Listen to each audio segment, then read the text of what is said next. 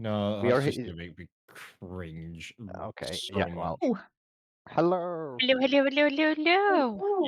If you're worried about giggling, don't worry. I'm actually probably going to pay attention this stream. that's only because you want to hear about the pterodactyl. I was gonna say, the line you read me of that That was, to was be fair, just that No, was no, the worst no, line in it that no, I read to no, you. we can't. Hello, everyone, and welcome to Book Club, variety version It's the edition. Bookish variety stream. Yay! And we have Pedro. That sounds like Pedro would be a good start. wait, turn up. Happy.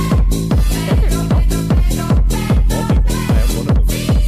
Oh my god. Yeah, me, You're actually Sai, here and doing your job for Eli. once? Oh, okay. Well, For once, I am at every stream, just because I don't do mod things. you were a mod. Okay. Mods do mod things. It's I'm literally a your job. staff member by proxy, apparently. Like, I don't do any of But that for the shit. stream, I mean, have you seen what you do in Monster Hunter? I don't think you can pull that card. Yeah. I absolutely can. Nope. I fucked that one up. Yeah. Alright, we're fine. Hello. It is the beginning of the double-double. Yeah, in the beginning. In the beginning. You now get us twice a week. You lucky devils. hi. We got shenanigans for you tonight. Not the Shenunigoons. The shenanigans. You're gonna get pure chaos tonight because we don't have a track to be on. It's just Oh us. yeah, we can be as off topic as we want because there is no topic. But No, we have one thing that needs to be done because it has been promised, and then it's gonna okay, be yeah, chaos. sorry. No, I have 2 bits of fan fiction to read because I promised you guys that if you sent me fan fiction, which only 2 of you did, very disappointed in my book dragons. I was expecting pure chaos. And Tarn and to give Captain Ceres, Keris. I'm sorry, Keris. Cersei. not Cersei. Hello Tarn and hello Keris. Welcome, evening. welcome, welcome. But Start calling you Celine. It's gonna be easier. no, stop renaming people. It's bad enough that you call Lady K Lanky. Lanky feels special for her nickname. But I mean, I could Special. see that. I'm very special. The diagnoses, like, prove that. Plural. You're proven special. Yep. Yeah. Got a certificate and embrace it. everything. I do. It tells me that I shouldn't be involved with people because I have no communication or empathy skills. And then I make you stream twice a week. And then you make me stream twice a week. Yep. And I deal with customer clients on a daily basis. Yep. So, Okay, so does this mean we're slowly, like, these multiple streams are going to just be slowly losing their mind? Yes. I thought he already did. Yeah. Yeah, we can that make it worse happened, though. Like, Yeah, but I think we're about to see, like, a progression week to week. That would be To interesting. wear my glasses, they're filthy.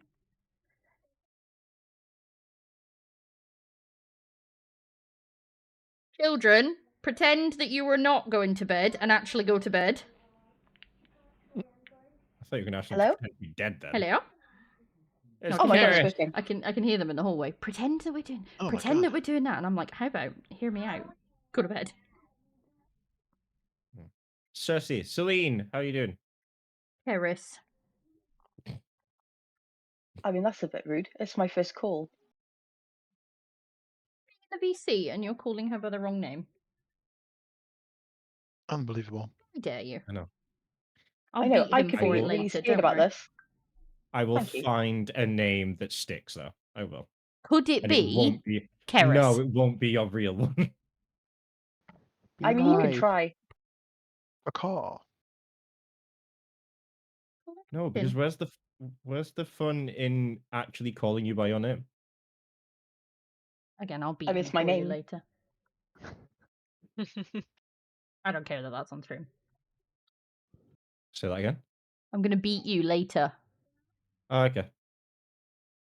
It's fine. Hey, I'll grab the makeup to cover the existing bruises. Jesus Christ. You don't have makeup. You would be a menace with Uh, makeup. I'd look hot as fuck with makeup. So, question: Go. are you capable of popping up like a notepad on your stream that you could like have the question up there while you're answering? So if someone joins in mid-question, they know the answer to the question that you're speaking about.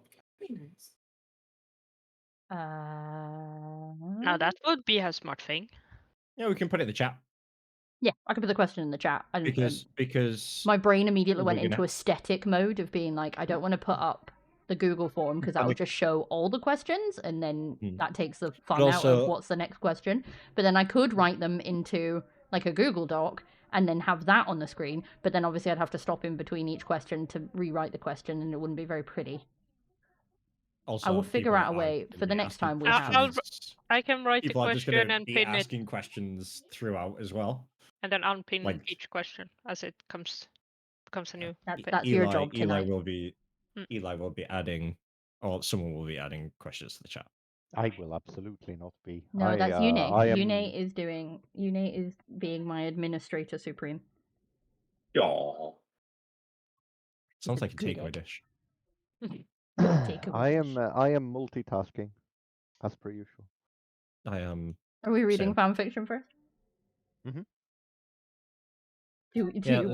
Would you like to start with what comes next for old men, or pumped by the pterodactyl? Pumped. Pterodactyl, 100%. Pterodactyl. No, actually, you should save that. You know, don't start with the spiciest one. Start with like something to Okay, ease so us you in. want me to start with what comes next for old men? Yes, 100%. let's do that one. Okay, so this is from the fandom Dragon Age, the Veilguard. And it's the relationship between, I apologize if I pronounce anything wrong, I don't know this game, Strife and Emrich Volkaren? Emric? Is it Rick or Rich? Rick. Okay. I haven't played the game. No, it's Rick. It's a standard name. What are you working on? My will, Strife says calmly, and Emmerich swallows down the bite of terror that always finds him at the thought of losing someone he loves. I've never made one. Figured I'd die on the job or some battlefield one day, and I've never really cared what comes after, and I don't have any next of kin who'd care much either. He looks up at Emmerich with a soft smile, but now I've got someone who cares very much. I really do, Emmerich confirms, a mild tremor in his voice. He has to remind himself firmly to stay in the now and not preemptively grieve for a future he might never see. I know, so I'm leaving my body to you.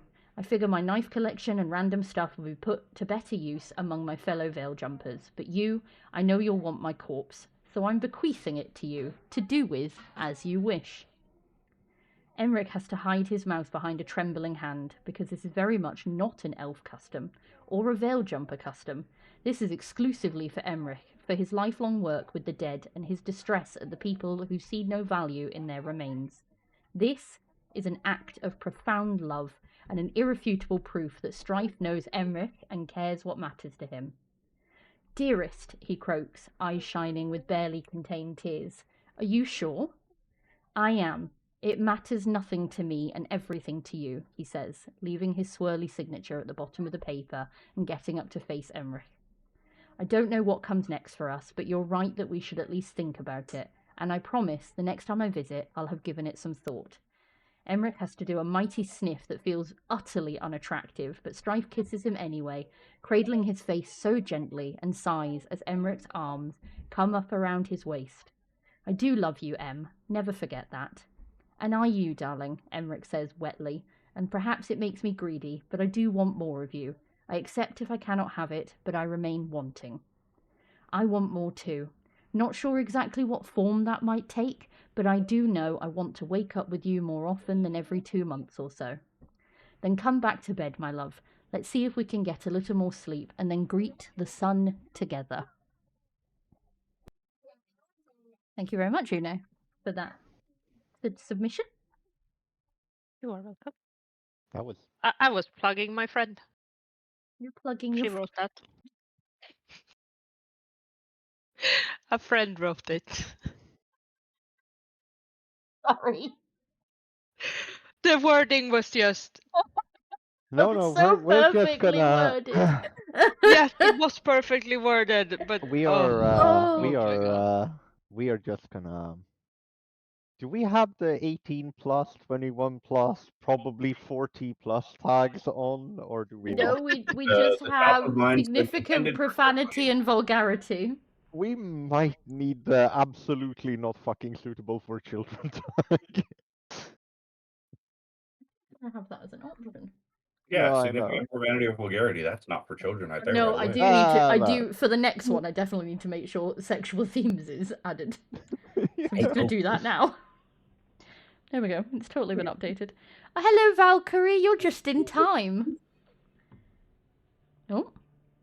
Oh, it's given me my own content intended for certain audiences warning Mhm. on my own stream. Mm-hmm. That's how you know For you your fucked up. mods, Oh, too. it did it to me, and it's mine. No. Yeah, but it did it to me too.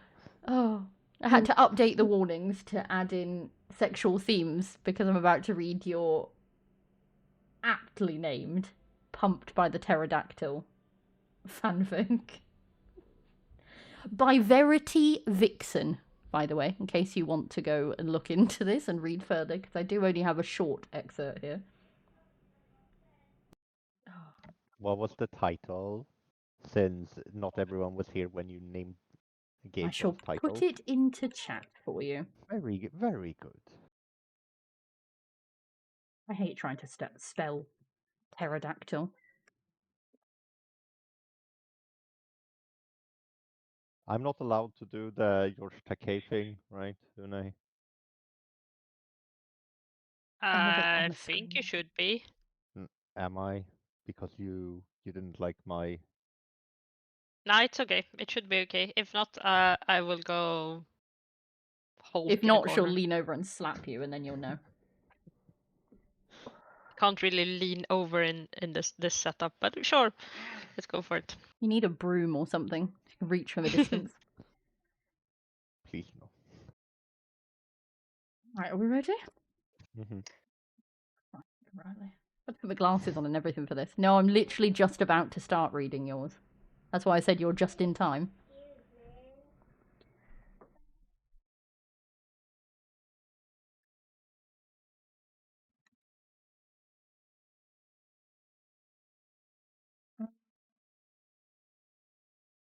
Twitch keeps muting the stream even though I have the volume set to 2%. Interesting. Twitch is weird. Yeah. Yeah, because I have the Discord up to hear everything, but I'm not a big fan of all the random pop-up noises, but I still want you to get credit for me viewing, and that won't happen if I have you muted. So I have it set to like 2%, and then I have the Discord. Fair enough. Thank you. Ready? Mm-hmm. This pterodactyl did not seem to be thinking about flight. From a leathery shaft between its legs rose a very long and very engorged appendage. Diona took a step back, caught between fear, curiosity, and arousal. "Oh my," said the voice in my ear. "It would seem that you have found a father pterodactyl, and it would also seem..." The pterodactyl flapped its huge wings, and Diana's earpiece burst into static. But she knew what the professor was going to say. "It would seem that the pterodactyl thinks I'm a female pterodactyl, all right."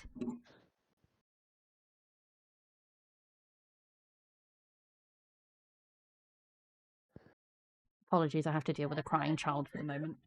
It's okay. These things happen with children. That was a great place to pause. We can Yes. prepare ourselves for the next part. It's a dramatic pause. Yeah, I don't think I'm ready. I don't think anyone is ready or will ever be ready. Honestly, until the start of the stream, I was kind of thinking it was going to be an April Fool's joke, No. No. but nope, No. we're going there. Yup. Oh my god.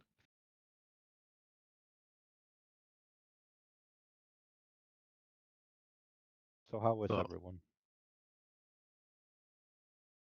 I'm doing fine. I don't know if I should be talking about this, but I'm still struggling with my code. Apologies for that. Hey. Welcome back. Where were we? The male pterodactyl. Yeah, thinks she I is a shall go female. back. I shall go back a tad. So, the pterodactyl flapped his huge wings, and Dionna's earpiece burst into static. But she knew what the professor was going to say. It would seem that the pterodactyl thinks I'm a female pterodactyl, all right. That pheromone I'm exuding tells it I'm not only female, but ready and willing to mate. Well done, Professor Idiot. And that's the end. It's as much as we've been given. His name was Professor Idiot. No, his name No, I think, wasn't I think she was just calling him an idiot. an idiot Oh, because she I'm gave it confused. her pheromones. Oh, Jesus. If you'd like to know more, you can read Pumped by the Pterodactyl by Verity Vixen. Now I have to. I'm invested. Now I have to read the rest. You're like, now I'm invested. There's I'm only not invested, Valkyrie I am says there's curious. literally only 3 chapters in the book. Starts with a spicy scene with the girl and a flight attendant, and ends with the spicy dinosaur scene. Spicy title. Oh, thank you very much for your submission there, Valkyrie. You absolutely 100% got the brief. That's exactly what I wanted, was something completely crazy and cringy. I love it. Furby has said, hey, they said it in Jurassic Park, life finds a way. Oh, Jesus. You're never going to watch Jurassic Park the same way again. Oh no. Nope. Oh, we have a Well Lexi then. now. Mhm. Well then. Oh my.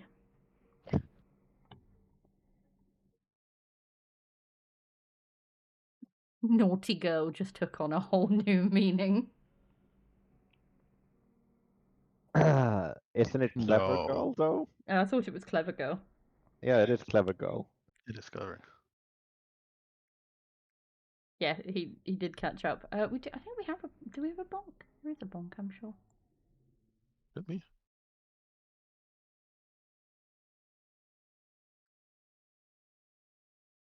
Not the moment for hello, Farah, darling. Did I get rid of the bonk? Where's the bonk gone? Oh no, there it is. There you go. Furby has been bonked. Bonk. Hilarious saying that, because bonked in England is Yeah. another word for shagged. Mhm. Which is another word for sex. It is. For those who aren't English. Or as one would say, thoroughly fucked. It's squeaky bum time up north. Jesus. I really wish that was not true, but it is. Yep. No. Yep. Yeah, squeaky bum time. That is also Don't know why your what bum you is say. squeaking. It's also what you call a close call. What the fuck? Yep. Of all the things. The North is an exceptional place in the shit it comes out with.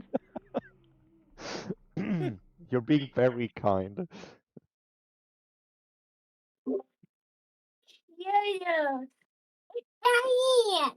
Dino? Little dragon? She's a dragon. Hi, child. It's a little goose. Baby I don't think dragon. the child should be here. No, they We're okay. can't We're hear, I past think. we're also past the Oh, that's true. horrific content a red part. panda. I had I'm one. I having- just cannot find it anymore. I'm having a very quick Did you use biscuit the red break. panda? Yes, I am a red panda. And look, the hand is touching the grass when I talk. That A is new hand very touches strange. the beacon. They're moving. The hand is touching the grass. Yes, On I Discord. have. I played the Discord. Discord's Touch the Grass game, Oh, okay. so I got an icon thingy. Right. But I Alright, think what the are child is we watching the talking about? stream. I thought your hand is touching books on the stream. No, that too. Yeah, a new hand I'm touches the surrounded beacon. by books. Yes, but since they mentioned a goose, the child is not watching Discord. It's Ah, watching. fair enough. Hey. It's watching stream. He did You having mention a peanut butter jelly dragon. time? Peanut butter jelly time. Okay, go eat your peanut butter and jelly. Okay. Got distracted I'm for a gonna have minute. that. I just realized have you Empire. guys still not experienced the voice changer in Discord yet? Oh No. god, Nope. no. Oh no. Yeah. No. No, no, no, no, no, no, no. No. I can make myself into a cave. Oh dear God. That's fun. You belong in a cave. Okay, that is You not play around how with I that. I'm meant having a to go. biscuit break. I can make Uber spooky as well. Oh no. Oh, that's terrifying. Ooh. What you sound like at 3 a.m. That's what I'm hiding under Eli's bed. Jesus. That was really quite creepy. You'll have to fight the cats under there, but sure, go for it. Yeah, there's all sorts of different ones. Wait. Are we saying he has It's to so fit in the quiet. box? No, but the Sorry. cats go through the box under the bed. Yes, but I mean he still has to go like in the box. Why are we talking about the logistics? Oh my god. Because we're very much not neurotypical. Roger, Roger. Roger, Oh Roger. my god. Over and out. I can be a megaphone. There's low. Great. Hmm. I thought you were gonna go for the Saya's female voice. That's what I was expecting.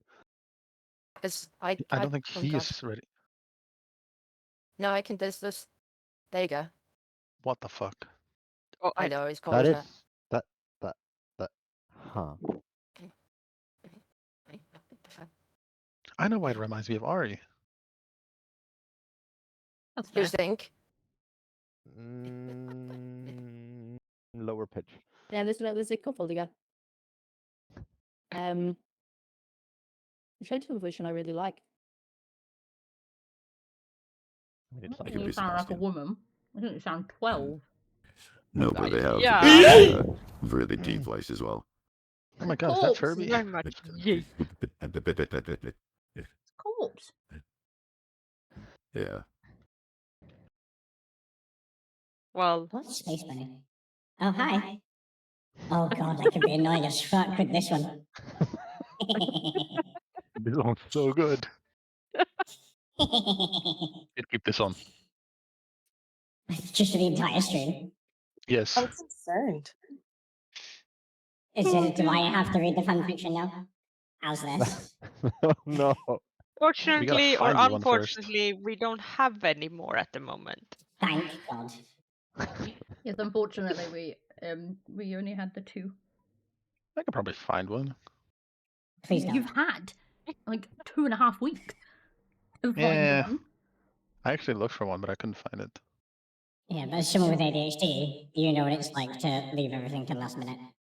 Mm-hmm. That is why I put out several announcements over the last 3 days to really push that deadline approaching feeling. Right, I'm gonna set this up. Mainly because I can hear myself. There we go. Goal. But yeah, this is now just built into Discord apparently. If you have fingerman. No, yeah, I assume it's for Nitro. Nitro. Yeah, Nitro. Yes. I have to find it. On your where the little mic button is, there's a little drop down now. Hmm.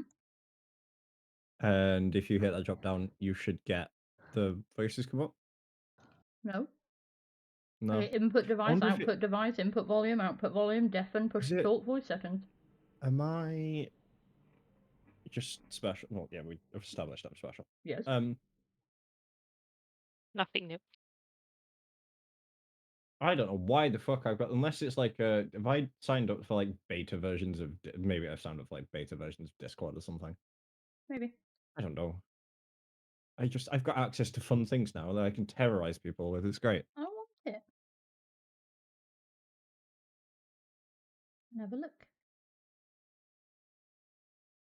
Can also live out my dreams of being a chick. It's fine. for Discord, for D&D purposes, obviously. Obviously. Obviously. Obviously. Obviously. And I'm sad. Well, I wanted silly voices. I can't help you there. Hmm. I really do hope I can turn off playback. Hello? Oh. I can. There we go. I can turn off playback. The only bad thing about that is I'm gonna fucking forget I have this on. Mm-hmm. Mm-hmm. Yeah. So turn it off. I have turned it off. Good boy. Don't ever, ever, ever, ever say that again. Directed at me. Ever. I have no control over that. It You just have all the happens for him. control I over have that. no. No, seriously. No. I No, I have know. no control over that. It just happens. Did I ever tell you the story about when I I was gonna say this in the way we jokingly say this, and I can't.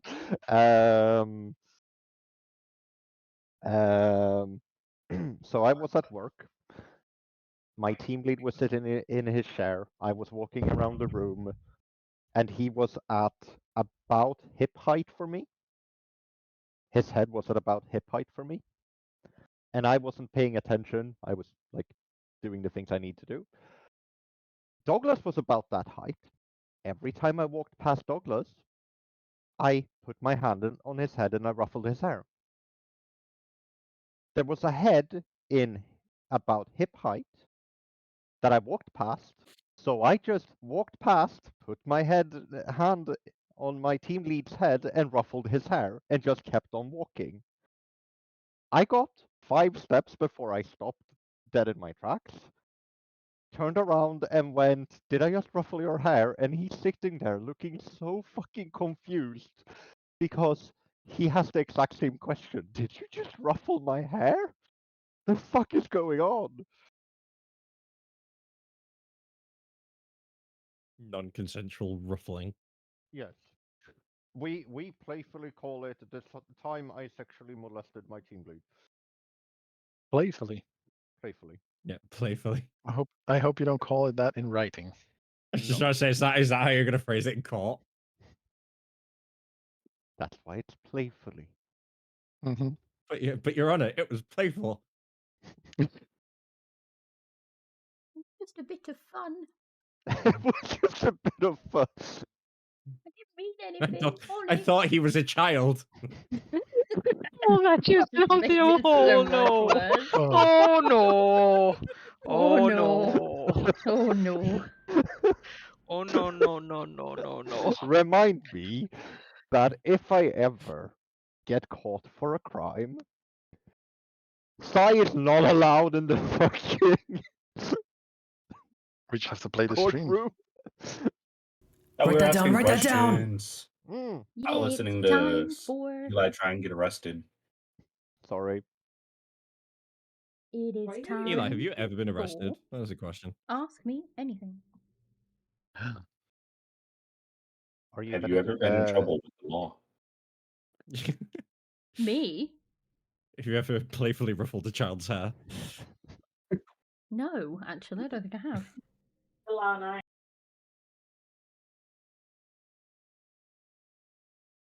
We shall not talk about my run-ins with the law. Just about to say it. I mean, you said ask me anything. You Yeah. didn't say anything. She never said she had to answer. This is Oh, fuck's sake. Caught on a technicality. Ah, that's true. Okay, so do we want to go through the questions that were submitted? Yes. Yes. And then I will open the floor to you guys. Sounds good. I love the saying "open the floor" because all I think of is like fucking Mr. Burns in the trapdoor by his desk. That's what I'm going to do. It's You trapdoor don't is all. mean Kronk pulled the lever, wrong lever? No, my Wrong brain goes lever. to Mr. Burns. Okay, so we got 3 people put in questions, which is fun. The first one is, What's your favourite colour and why is it not brown? Well, That one annoys me. Brown is a very good colour. But yeah. Is it? yeah, my favourite Yes. colour is green. And I don't know why it's not brown. It just isn't. I don't really know. It's not like you audition for a favourite colour. It's just a preference thing. So it just That's isn't. Disney. No, that's Disney's next new film, isn't it? Brown. We've had emotions. We're gonna have colours next. Yeah, okay, fair enough. Yeah. Not just brown, as Eli said. Brown. Disney the film. Brown. Brown in theatres near They would you. get in so much shit for that. I mean, to be fair, have you seen the shit they're getting in for Snow White?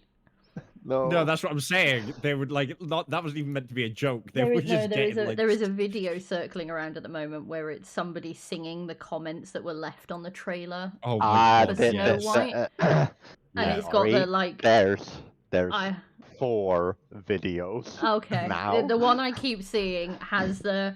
I'd rather sit on my TV and watch my couch, and that is stuck in my head. Or I paid nothing to watch this, and I want my money back.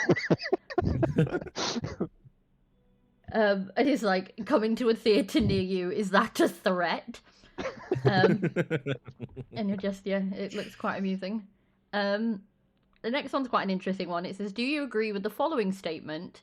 Book buying and book reading are 2 different hobbies. And I absolutely do. Because I think all, or at least most readers I know, buy books even without the intention to start reading them, just because they want them. It's the same as Or like, they're do you pretty. collect? Or they're pretty, yeah. Collect Pokemon cards, or do you play Pokemon? Like, there's a very big difference between I collect the cards. I've never played a game in my life in terms of like. Obviously, the difference for card that game. for me is I tend to read books electronically, but I will buy if I enjoy a book, or if I'm really looking forward to a book, I will either pre-order it or I'll buy it in hardbacks because I love my hardbacks, which is why they have a shrine.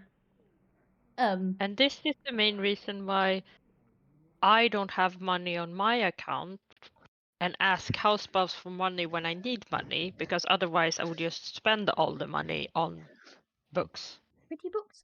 But Yes. when we move in together, that is probably what will end up happening. Not taking away my book buying money. No, you'll be getting an allowance. You will be getting an allowance.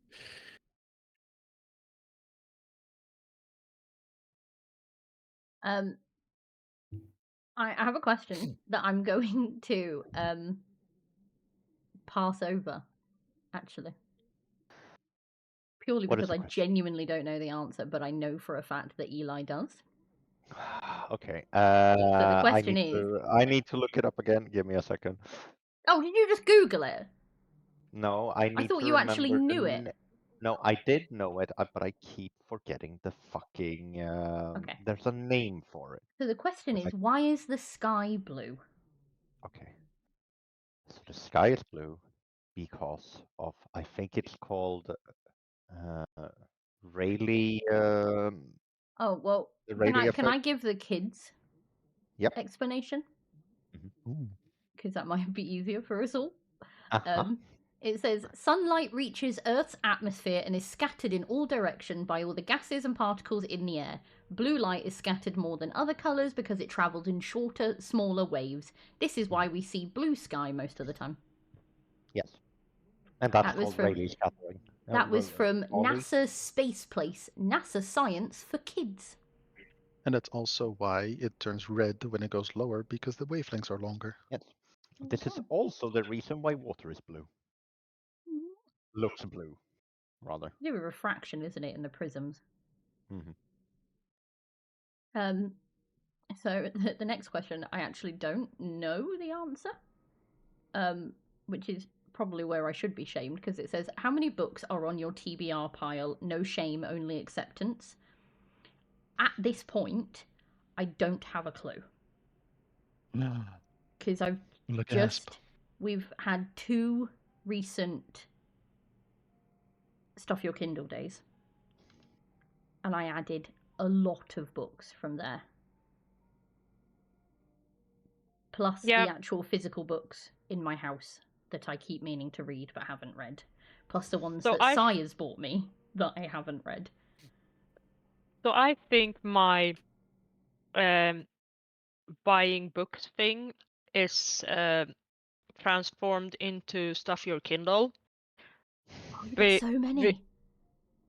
Yeah, see, I have a library plus some books on my Kindle now. Yeah, that's actually well, in the last year, because that's when Sai started regularly buying me books, plus several Stuff Your Kindle days. I'm trying to find my app now. Where are you? There you are. Because I get the book so that how many I hopefully someday might be able to read it and leave like a positive review if the book is good and support the author that way. But yeah. Yeah, I have. So since January, I'm a mood reader. Bearing in mind it's the 1st of April. Since January, I have downloaded to my Kindle 313 books.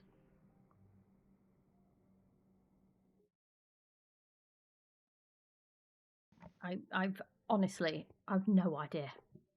My TBR is extra stellar at this point. I have 5 books on there. 5? 5.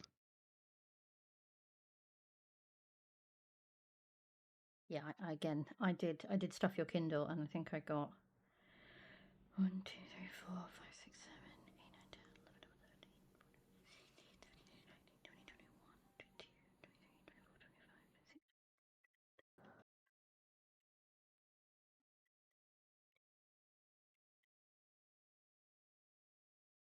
Silence is deafening. I got 44 from the A few moments later. Stuff Your Kindle event, the last one.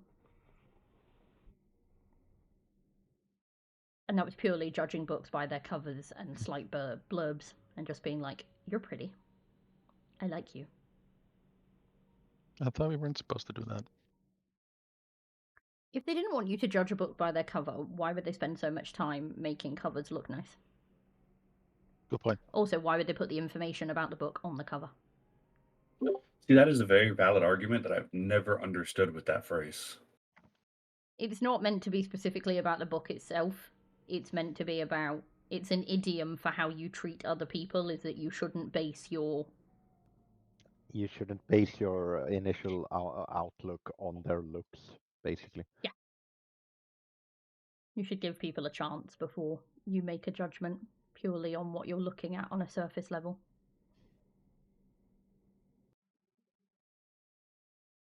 Yeah, since January, I've added 228 books to Kindle. Jesus. Again, not this counting is why Yune and I are going to set from up a book club our in the own afterlife. library or other ways of getting books. No, that's on exactly Kindle. it. I'm like, there's not just Kindle. I have books on Kobo as well. I have books on my computer. I have physical books. And I've signed up to 3 ARC websites, which is bad because everything is just going to keep getting pushed to the back of the line. I will read them eventually. One of the books, I actually realised this the other day, I bought a book at a service station driving down the motorway 10 years ago. Mm-hmm. Really looking forward to reading it. Didn't end up reading it in the car for whatever reason. Went, oh no, I'm really looking forward to it. When I get home, I'm going to sit down and I'm going to give this a read. I haven't picked it up yet. And every time I look at my bookshelf for something to read, I'm like, oh, I must remember I really want to read you. It's been a decade. And there's no reason why I haven't read it, because it sounds really good.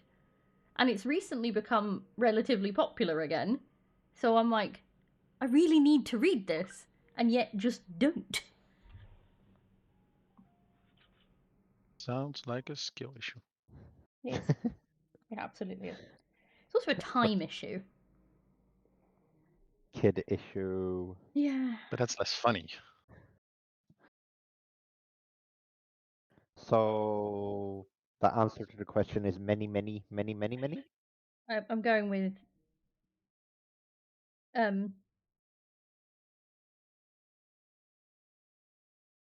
had a word, and the word is gone. Gone's I not the can't right remember word what the here, word bub. is. Half a Google.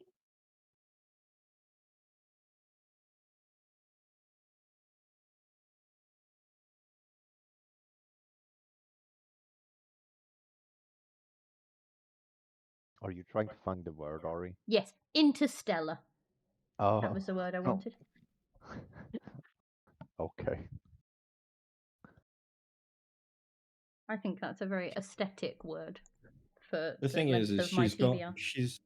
she's got to the point now where she's got that many books to read that she can't pick which one to start reading. So then she goes back to ACOTAR. Back to something I've read before.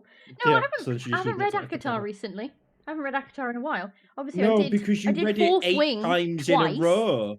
No, I did Fourth Wing twice because I did the reread before Onyx Storm was released, and then immediately had to reread them all again to make sure I hadn't missed anything. Now I had them in order.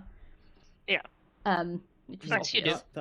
That entire thing was like, I was like, oh, there's this book in Sainsbury's. I'll pick it up for it. It's hardback. It's exactly, the description is perfect. She says she doesn't know what to read yet. Literally walking home with it, get in the door, and I'm like, oh, I've got you a gift. Hands her a book. She goes, oh, it's fine. I'm gonna read ACOTAR. And I'm like, cool. Not. Like, I turn around to you. I say thank you very much. I get very excited. I put it on the bookcase, and then it sits there. forever unread. Yeah, but I did the same thing last month. I was so excited to read A Language of Dragons.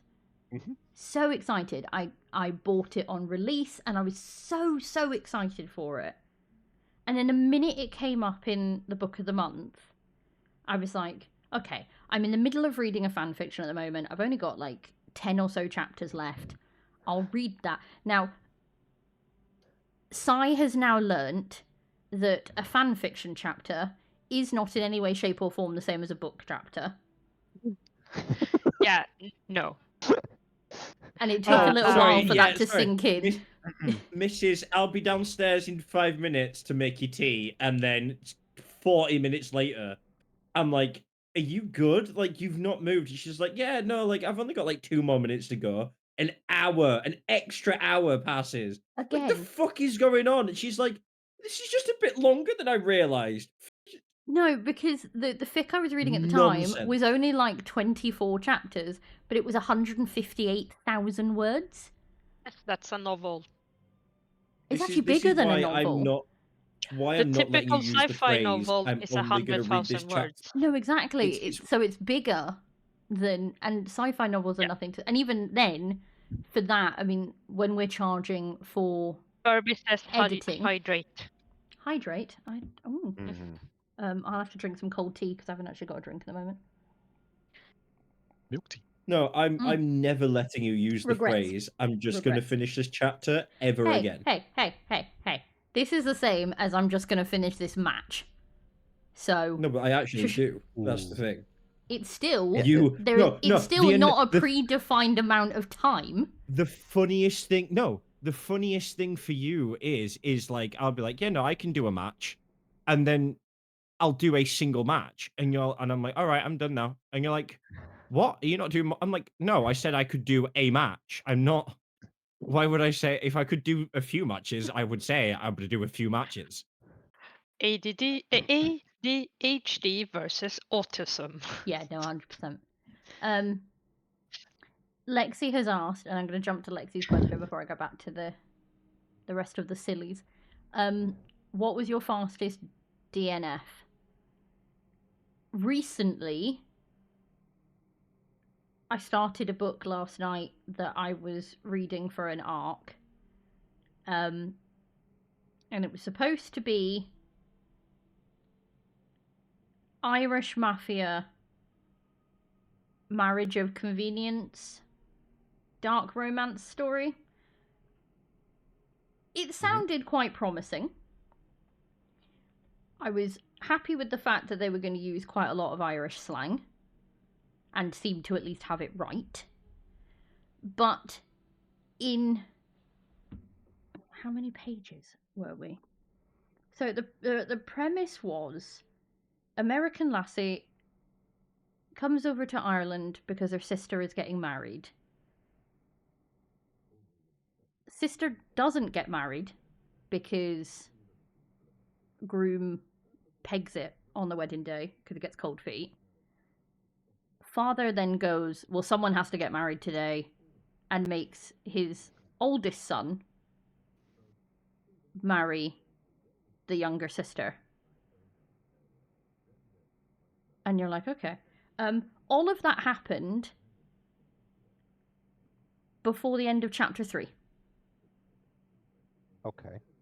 And so you knew next to nothing about any of the characters. There had been no level of development, no understanding of them. Literally, the book started with her touching down in Ireland, met up with her sister, met his entire family that day. The next day was the wedding. And you were like, okay. And he convinced a complete stranger who's just watched her sister get stood up to marry her with, you only have to be married to me for a year and I'll pay you. And I was like, oh, okay. I'm going to say that I was thoroughly disappointed. So that was in 44 pages. Ouch. And I gave up. It's 289 pages, so it's not a particularly long story. But I still think some effort could have been taken first to build it up a bit more. Because really, I had absolutely no feelings about anybody. Like, there was no explanation as to why the father was so insistent that somebody had to get married that day. There was no real explanation as to why the oldest son would actually even go through with it. Nor was there any real explanation as to why the girl would agree to it. She wasn't exactly poor or begging for money or in desperate need of it. And so you were just a bit like, the hell is going on? I don't really get the motivations or anything of this. And, yeah. Shame. Shame. Is the next question the stupidest question? That's probably yes, unfair actually. to say. I think because the question is left or right. No further context is given. Go left where nothing is right, or go I'm right gonna where nothing is go left. left because I'm left-handed. I'm right-handed. I would still go left. Well, left it is. I don't know. I If feel we're like in a I feel like I'm giving out information that I don't know that I'm giving out. Like, it's a very strange feeling. It sounds like you could get out of a labyrinth just fine.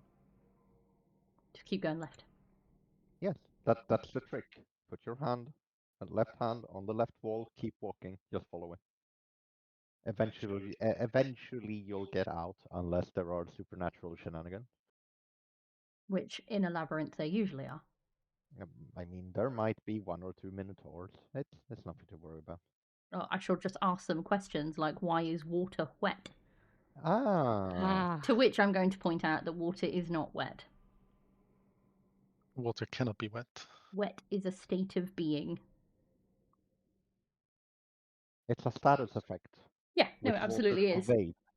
Wet is something that happens to an object when it comes into contact with a liquid.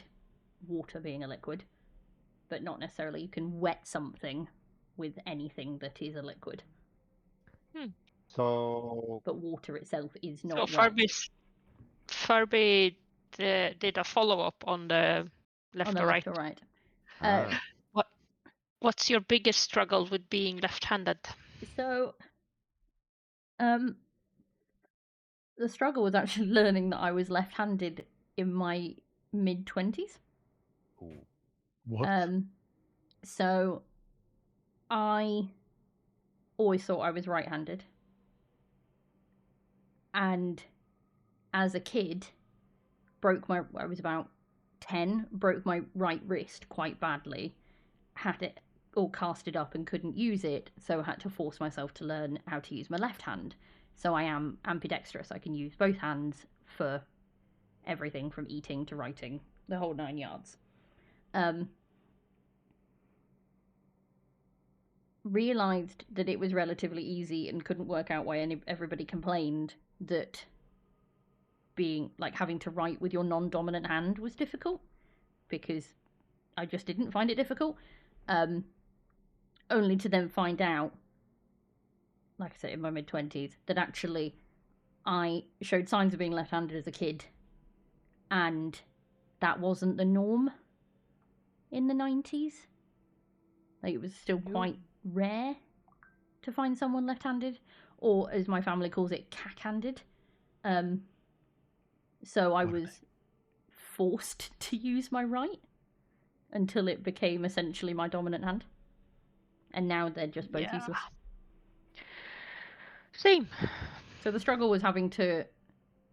Obviously, it made a lot of sense as to why I swapped everything without even realising why I did it. I would swap cutlery.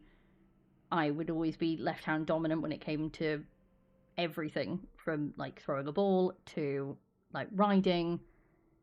I was always left-side dominant, and it never made sense as to why, and I just thought I was a bit weird. And, I mean, I am a bit weird, but... weird and secretly left-handed. Crazy. Yeah. I had Oh, another. if we want to go follow-up into question. like weird childhood things, we'll be here all night, and you'll need alcohol. Therapy. That too. Copious amounts of therapy afterwards. Yeah. Yeah, that's why we have the alcohol, so we drink until we forget, so we don't need a therapy. Therapy is expensive, and whiskey is cheap. Yeah, there you go. You said any liquid could make things wet. Does that include like lava? Yeah. Okay.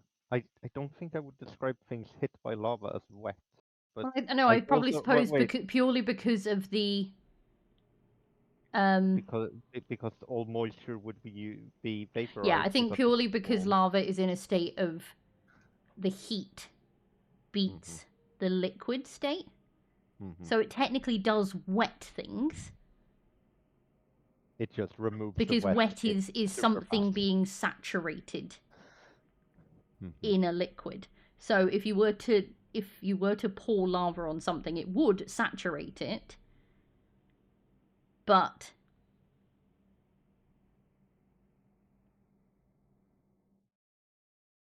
the heat would win out because of the ridiculous temperature. So that would actually dry up the wet. It was like remove this status and debuff it with melted. Yep. Okay. Fair enough. Probably the same if you put something wet in a fire. Yeah, my dyslexic ass cannot spell or pronounce that word. Ambidextrous? Yes. I say it wrong all the time because I end up saying ampi dexterous, not ambi dexterous. But then I also say chat GBT instead of PT, and I will never say chat GPT because it sounds wrong. That's fair. We have more chat questions. We do have more questions. Which foot is your primary? My left. Your left. Our youngest is ambi-footed, I guess. I've realized it recently.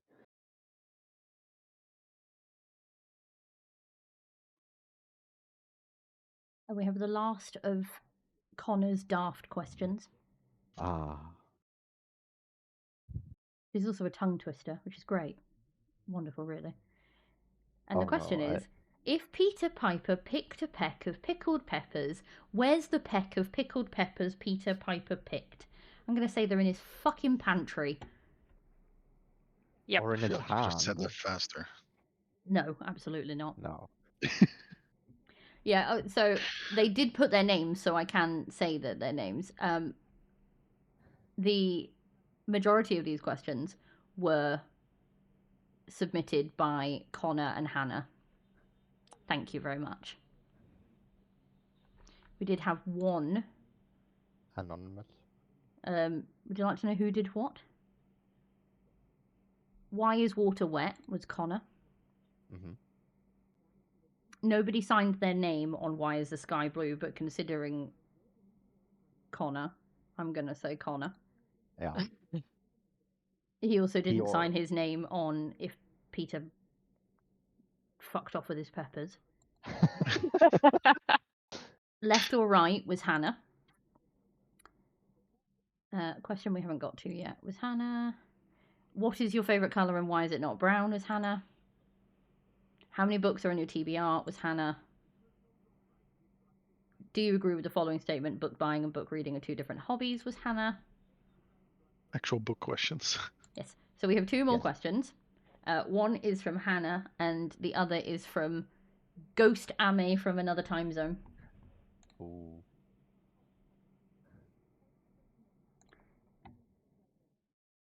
So,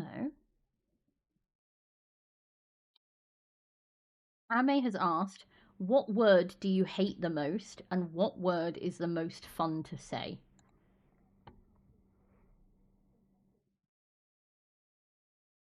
Was it sesquipedalian? Is that how you pronounce that? I think I have a word I hate. Nothing that makes you like uncomfortable, like some people with moist. No, I know people have the thing with moist and no, that's never bothered me. No, I don't.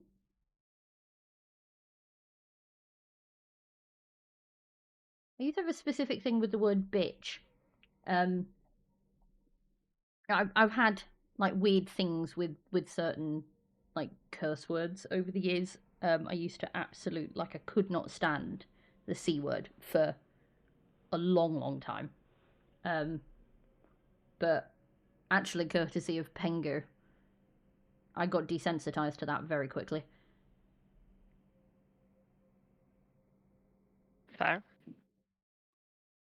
I think a word that I like saying is soliloquy. That's a good word. It's just a really pretty word. That scratched an itch It does, in my doesn't head I it? didn't It's know I just had. soliloquy. It just has that perfect set of roles. So yeah, I do like that one. But yeah, I don't know if I specifically have a word I don't like. Guy? Mm-hmm. Have any words I don't?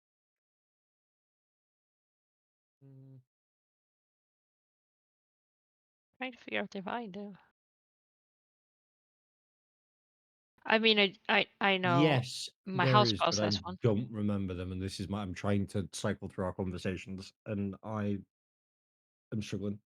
No, wait. What word do I not like? Bro. No, bruv. Oh, Yes. bruv. Bruv. Oi, bruv. Is a word I don't like. Yeah, I don't mind bruv. But then I spent a lot of time in London, so you get kind No, of we're less we're Also, less I we're have- less we I don't have like a- words. I have an 18-year-old cousin who is essentially a roadman. Or we'd like to think he's a roadman. So I get called bruv I think and cuz all the time. I think the problem for me is growing up since I spent a fair chunk of time in the UK. The only people I interacted with ever who bruved or brubbed were fucking pricks. Yeah, no, that's fair because there is a particular type that'll be like, "All right, bruv, calm down," and you're like, "Oh, please don't talk to me." Again, my cousin is one of them, but he's also 18 and still has no brain cells. So Yeah, I mean, you're allowed to be a fucking idiot at 18. I'm 27 and I still don't have any brain cells. No. He was trying to convince me that because he's turned 18 now, we needed to go clubbing together. Until I pointed out to him that I am in my 30s. And my idea of club wear is slippers and a cardigan. And he was like, go for it. Nah, bruv, you're so uncool. And you're like, yes, dear. Because I'm an Yes, adult. I know.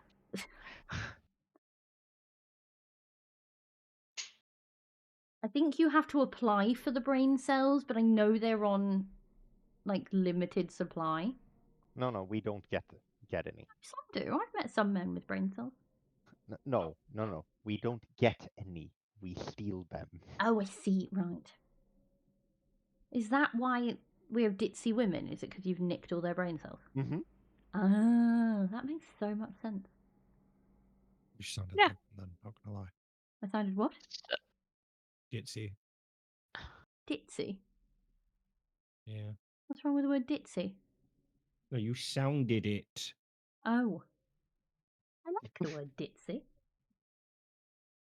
You The went, only other "Oh, word is I that could why think of there was are like so many airhead. ditzy women?" Ah, that makes sense. Yeah. Like, yeah, you Yeah, that was because fucking Eli love- nicked a brain cell from me. Felt it leave. How are we doing? I am an orange cat. I have to share my one brain cell with all the other orange cats, remember? So the more that we have in circulation, the better. So I get it more often. So Lexi, No, according to my chat, there was first. another one further up. Someone asked somewhere about. Oh yeah, it was Furby. Without going into specific details, if you don't want to disclose names, how did you decide the names for your children? Yeah. I didn't decide the name for my oldest. Her dad picked that, and it would not have been my choice. But she does suit her name, and I only ever call her by the shortened version anyway, so it's not really been a major deal. I did pick my oldest boy's name, because I just really liked the name. We found out we were having a boy, and I was going through names, and I didn't want something. I like quite traditional names,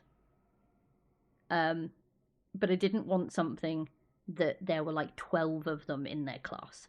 I wanted something that was at least unique enough that he wouldn't have to be like this first letter of your surname to distinguish. And as it was, when I chose his name, it was relatively unpopular. And then very quickly it became quite popular. So now I know loads of them. Then middle girlie is named after a princess. Not a Disney one, an actual member of the monarchy. My brain supplied with an actual living physical one. Yes.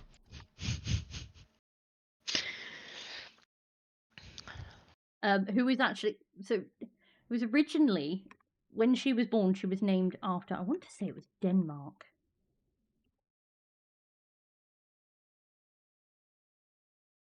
I think it was Denmark. I wouldn't be surprised. But there is now, one of our princesses is also goes by the same name. Then youngest boy is technically named after me. Very technically. This is true. Then, this is the problem when you have so many kids, you have to try and remember why you named them, what you named them. Dipsy is named after one of my favourite equestrian riders, Just because again she had a really great name, and I thought it was a really great name, and it's a really strong name, and it suits her so well. And then youngest was named after a TV character. Purely because I liked the name, and on top of that, I really liked the character. Then found out after she was born and named, it was a couple of months after she was born, that actually it was also my great grandmother's name. So everyone in the family thinks I knew that and named her after my great grandmother, who I never met. Only to find out that that's not the case at all. She's actually named after a TV character. But if she lives up to the legacy that the TV character has left her, she's going to be iconic. But if she lives up to the legacy that my great grandmother has left her, she's also going to be iconic, because that woman was an absolute nut job. So yeah, Fair enough. she ran a convenience store out of her living room, and she says the secret to living as long as she did was that she had a gin and tonic for breakfast and a gin and tonic before bed, and a cigarette with each, and that was her. Oh, one of those. Yeah, that was her guide to healthy living. It was the only time she smoked, was she had one cigarette in the morning and one cigarette like just before going to bed. Nothing else throughout the day. That was it. And she says that was why it was the key to living a long life. And I can't actually argue with her, because she lived a very long time. But yeah, she just decided one day that she was going to run a convenience. I think she had ADHD, to be perfectly fair. But yeah, she decided one day that she wanted to open a shop, but she didn't want to pay tenants rates, because at that point in time they were really scalp lower. They're doing what they do now, and charging through the nose for no other reason than they could. So she went sod it and just ran it out of her house. Used to go down to the wholesalers and buy all the stuff and then sell it to the neighbours. And you're like, okay. So yeah. What other questions have we got? I've got one from Lexi had growing up. What was your favorite book?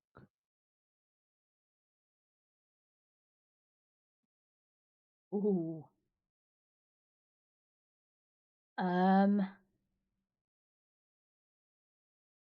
Thank you, Furby, for moving that over.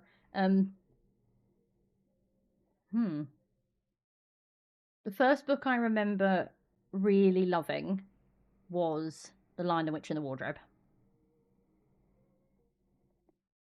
From there, I loved Philip Pullman's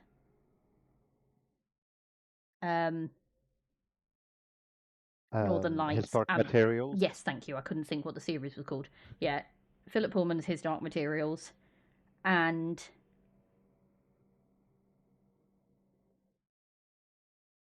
what else did I like? I loved Enid Blyton. There was a book I can never remember the name of that was about a magic tree.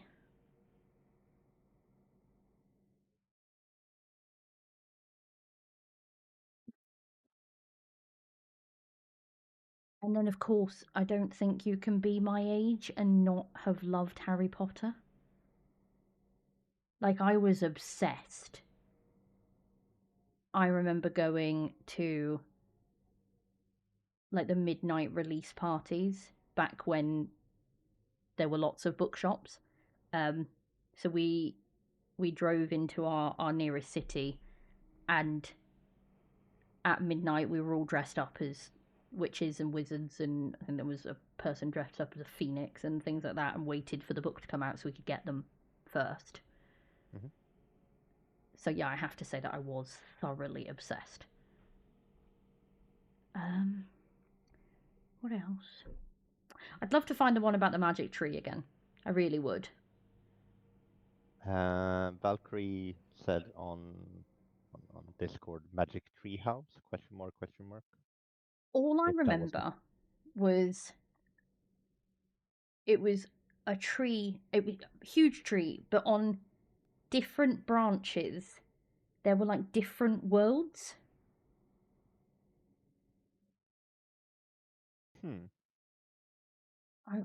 One of these days I will find it, but it was a very, very, very good book.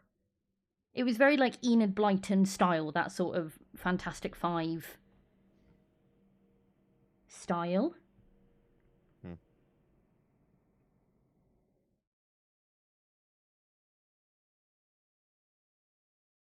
So yeah, that was that. Taryn has added the add-on to that of what was the first book I remember buying with my own money.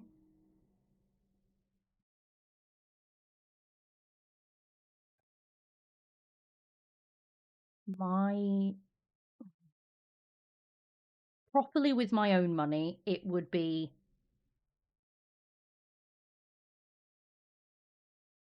Pride and Prejudice, I think.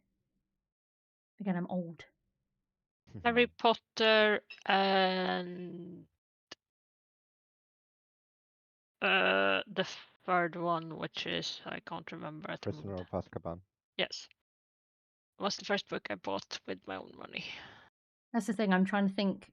When I say my own money, I don't mean like birthday money or things like that. I mean like actually I've earned a wage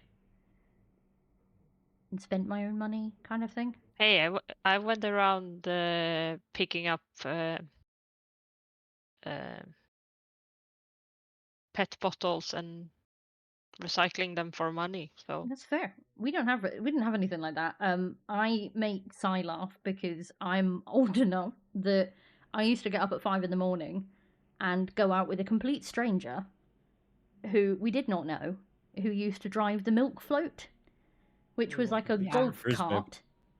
I said a complete stranger is normally someone you don't know. No, but what I mean was, it's not like it was a family friend or someone like that. There was just a complete stranger. The guy who drove the milk float, and the milk float was like a golf cart. And instead of a seat on the back, it had like a big floor piece where all the glass bottles of milk sat. And we used to have horses, and I got up one morning and was going to sort the horses out, and saw him go round, and he was a really quite old bloke, and I saw that he was struggling, so I offered to help him by taking the milk to the doors. And then he said, "Are you up this time a lot?" And again, this was the 90s, and we didn't think in terms of safety the way we do now, because no. This complete stranger male turned round to me, a young girl, and was like, "Are you up at this time every morning? Because if you want, you can get on the milk float with me, and you can walk the milk to the door, and I'll pay you." And I was like, "Sure." Money. Yeah. And I did that for months. And no one said boo about it. No one said anything. He used to pay me 50 pence a week. And I thought that was brilliant. But nobody said anything about it. But then I also remember my oldest and I were talking about this recently. It was perfectly normal for us to go into somebody's house when we were trick-or-treating on Halloween. Yeah. Like, we would knock on the door, do the trick-or-treat thing, and they would open the door and go, "Oh, come on in, I'll go and get you some sweets." And we didn't think anything of it. If someone tried that with my children now, I'd lose my lid. And it wasn't just like the little old ladies, it was everybody. We just went into people's houses. You're just like, okay, nobody cared. No. I did actually sell newspapers around that time too, so I probably got most of the money from that as well. I remember the "Oh, mom, I'm just gonna go to friend's house." Where is friend's house? I don't fucking know. Yeah, or no, rather, no. I can't explain it to you. But I'm gonna bike there. I know where he lives. Okay, cool. Yeah. Call me when you actually know. I don't care. We just didn't even left have for we the didn't day. even have like call me when you get there. It was just be back for dinner, and you were like, all right. Yeah. No, actually, what And I dinner got would be was... when the light Yeah. turned on. Yeah, No, sound really, no, really I old. didn't Dinner even... was when the street lights came on. You had to be home before the street lights came I on. lived in the middle of fucking nowhere, so that didn't work. I didn't get the come home for dinner. I got the Come if home you're before not bedtime. no, if you're not having dinner, give us a ring. Yeah, no, fair. I used to get that. I mean, we used to get up on the weekend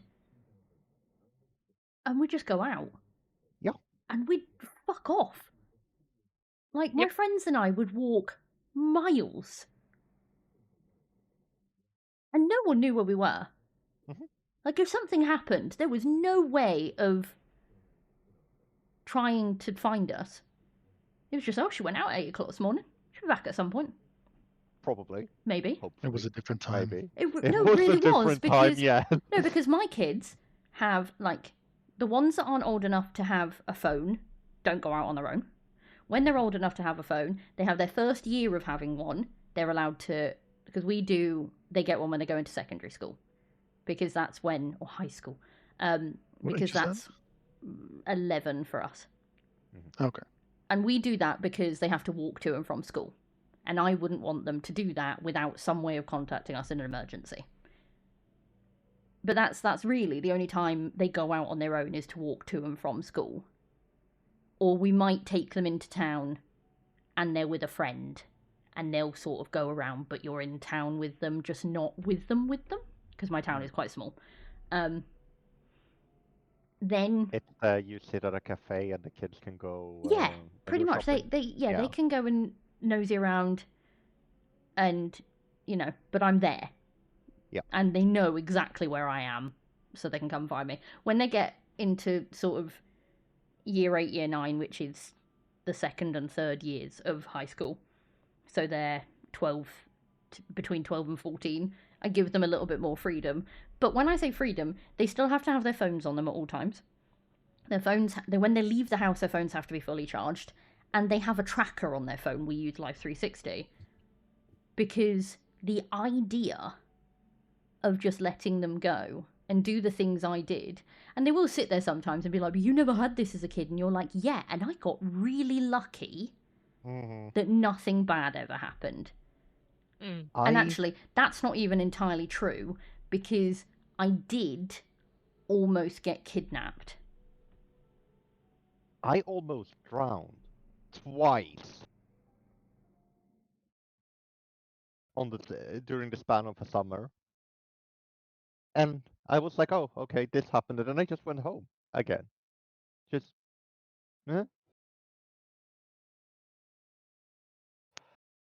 times were certainly different.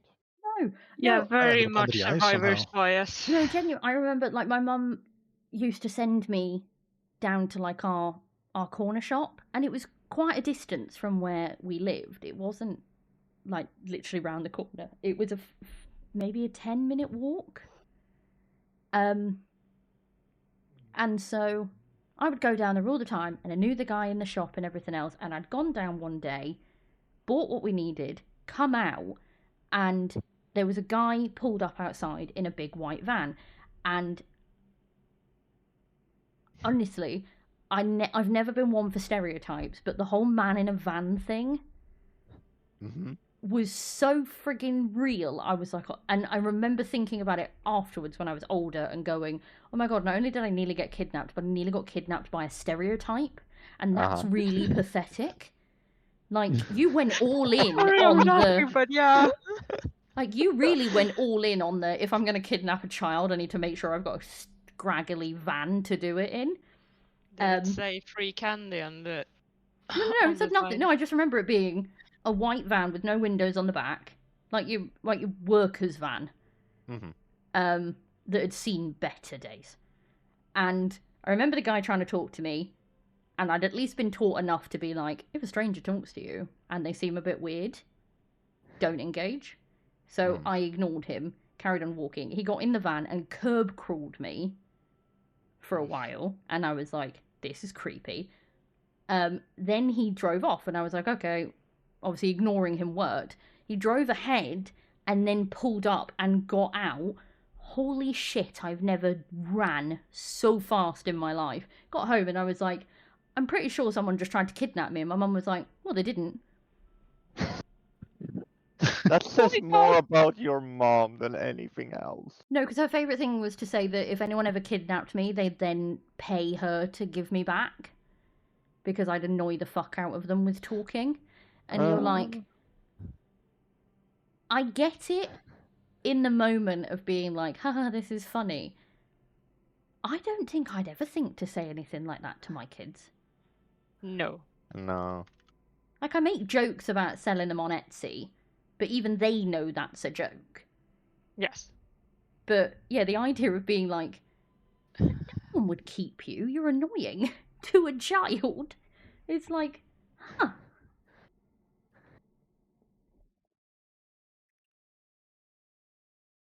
Right, I need to catch up with the questions, because I got... Hardest thing with making, maintaining, and expanding the book club? Ooh.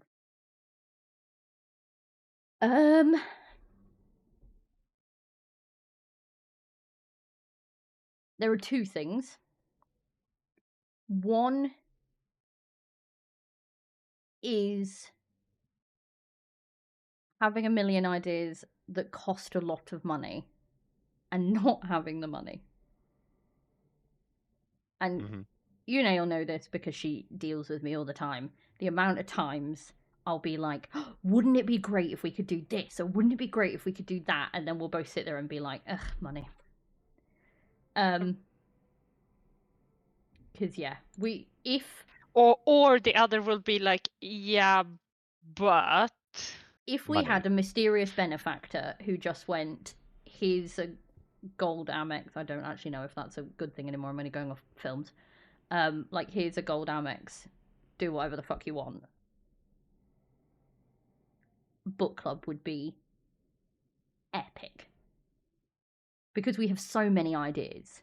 And so much of it just gets held back by, but we'd have to pay for this and we'd have to pay for that. And this will take a long time because we don't have more money to do. So basically, share the stream with everyone. Absolutely, yeah. You can donate. No, I'm joking. You can donate. I just cheered. What do you want from me? Cheer. Have applause. Thank you.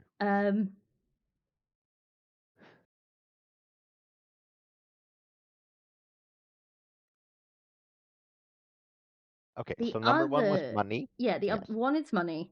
The other one is... I think for me, the other one is entirely my anxiety.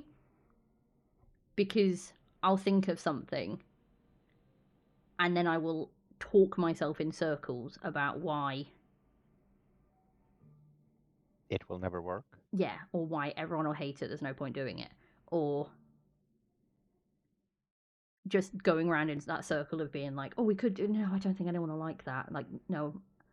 Or like with the merch, it took me ages to come up with anything because I would start an idea and then be like, no one's going to want this. Scrap it. Start again.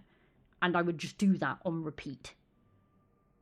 And so I think that's probably one of the big things. In fact, I say there's three. It's anxiety, money, and patience. Because I want to do everything now. Like, again, we have so many ideas. Like, Ember has given us so many amazing ideas. Yune has put forth so many amazing ideas. I've come up with stuff that I think would be great. And I'm like, okay, so we have to implement all of that now. Like, right now. And then I have to be like, no, we can't do that.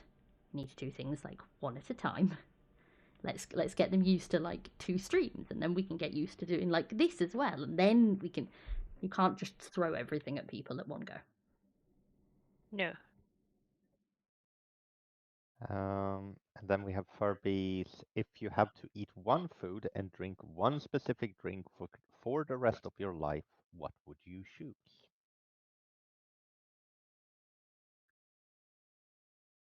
So 1 food and 1 drink. Maryland cookies. No, you're the bigger Maryland cookie eater than I am. What was Ame's question? Ame's question was, what word do I like, what word do I hate? All right. She wanted Can you DM her after? Will you remember? I will do, yes. Okay, good. One food if I had to eat for the rest of my life would be pasta. Because there's so many options. Yeah. No, you can do a million things with it and you can eat it a million times a day, and there are a million types of pasta, so it really never gets old. As someone But if you had to who choose eats one pasta. fusilli. Easy. Really? Yep. It's the one I eat literally the most of. Huh. I wish have I to could disagree. could pick pasta, but yeah, I don't want to have stomach aches every day. That's fair. I think farfalle is better, but okay. Farfalle is lovely, and pasta in general, I love all of it, but cost-wise, I can get 3 kilos of fusilli for £2.50. Okay. So I could actually save money if I just ate nothing but pasta. Drink-wise, I have to be really stereotypical and say tea. Because I know I couldn't live without tea. Okay. However, you get to pick 1 tea. Oh, English breakfast, 100%. Okay. I drink that multiple times a day, every day. If I did not have my black tea with milk and 2 sugars, I think I'd cry. Do you have a favorite brand of English breakfast? You trying to start a fight here? No. Okay. Not I'm supposed deliberately. to say Yorkshire. You can say what you want. I'm supposed to say Yorkshire tea, and the only tea we drink in our house is Yorkshire tea, because somebody is very particular about Yorkshire tea or nothing. However, I'm a Twinings girl. Please just you're posh. No, if I was posh, it would be Fortnum and Masons. I just like Twinings. There's a funny story of Harry. Yeah, no, when I say that he will not drink any other tea than Yorkshire tea, We ran out of Yorkshire tea, and I hadn't realised, and you tried to sneak like a Tesco's tea bag in. And I didn't even. I didn't even. It wasn't. I didn't try to sneak it. I had no money. We were getting close to payday, so I was on pennies. I had no tea bags, and I knew that I wouldn't survive. And I will drink anything. I have my preferences, but when you're down to the wire and you know that you just need tea, I will go and buy like Tesco's Red Label, the really cheap shit, because having it is better than not. Yes. Yeah. And I knew I had like 2 days till payday, so I thought I'll just get a small box of the super cheap stuff. It will do me today and tomorrow. I'll be fine. I forgot that he was coming over. And then I thought, if I tell him, he'll just point blank refuse. So I won't tell him, because I want to see if he notices. And yeah, he didn't even get to his mags. I picked it up, looked at it, and was like, "This color's off." No, genuinely, was like, "This isn't my tea." And looked at Ari and like raised an eyebrow. She's like, "Ah." So about that, yeah, that is how like picky I am with it. So it's everything I was raised on. You wake up in the morning, cup of tea. Get home from school, cup of tea with dinner, cup of tea before bed. Oh yeah, no. I drink, when I say I drink multiple cups of tea a day, if I'm not in double figures, I'm unwell. Like, that's the only time that I really don't drink tea is like if I get the flu, because for some reason the first thing that goes for me when I have the flu is my taste buds, and it always makes, sometimes when you drink tea that's got milk in it and it gives you that like plasticky feeling where you can feel it coating Yeah. like your teeth and your No, because tongue. I don't drink fake tea with milk. Black tea and Sorry. milk is perfectly fine, thank you. Yeah. If you're Well, putting milk sorry. in Earl It's a Grey, you children's deserve a drink. punch in the face. It's a children's drink if you put milk in your tea. No. No. No, Some teas should be drunk with milk because it enhances the tea flavor. exactly. Especially if you This- actually use the correct temperature of both milk and Which I water do. when you brew your This, tea. this, by the way, Tab, is how you start an argument. It works on the now. teification process. Oh!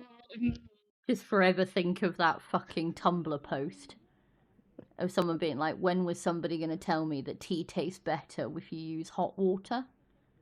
Oh shit, I know that one. And Oh, yeah, that one's insane. Une and is it's just dying. like, I just thought that using hot water just did more for the teification process. And you're like, It is imprinted in my brain. it's brilliant. Yeah, it and comes it around hurts every year. time. It comes around every year, and you're just like, this is fantastic. Yeah. See, That's how I found out that some people just microwave a cup of water. Oh no no no no no no no no no no no no! We're not starting that. No, we're not starting that. We're not starting that. No, Yes, no, we're moving on. no, Okay, no. so Une, Actually, on that. Sorry, on that. No, just before we do, April Fool's Day today. Okay. Yes. Yorkshire Tea put out a post for their new product, and babe, I don't know if you've seen this, which was the tea pouch, which was a microwavable cup of tea in a pouch for tea lovers on the go, and the comment section was superb. Okay. Absolutely beautiful. It was just a lot of Brits just being like, this better be a bloody joke. Because if this is not a joke, honestly, we'll be rallying. And you're like, yeah. I like how people keep saying, all right, question. I've still got like 8 I haven't answered. No, wait. So I've got one for you. No, I also have one. No, hang on. Go on then. Go on, Eli. Oh, we're doing mine? You did just yell. Yeah, fair enough. In a panic. What is a book you had to DNF that you really wish you hadn't had to? Like, you really wished you'd like it. Ooh.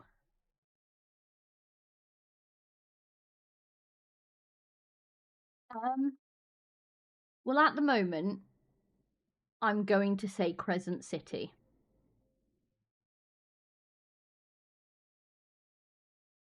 Mm-hmm. And I'm iffy on that one because I am going to try it again. So it is a soft DNF. But I'd read ACOTAR and loved it. And was so ready to love Crescent City. And was so disappointed. So that one, I think, is the one that jumps to mind where I'm like, because this is going to sound really awful, but I don't often DNF a book unless it's really, really bad. And that's usually an editing problem. Mm-hmm. Aren't you have to remember Furby is an American. The kettle isn't all that universal over there. An electro?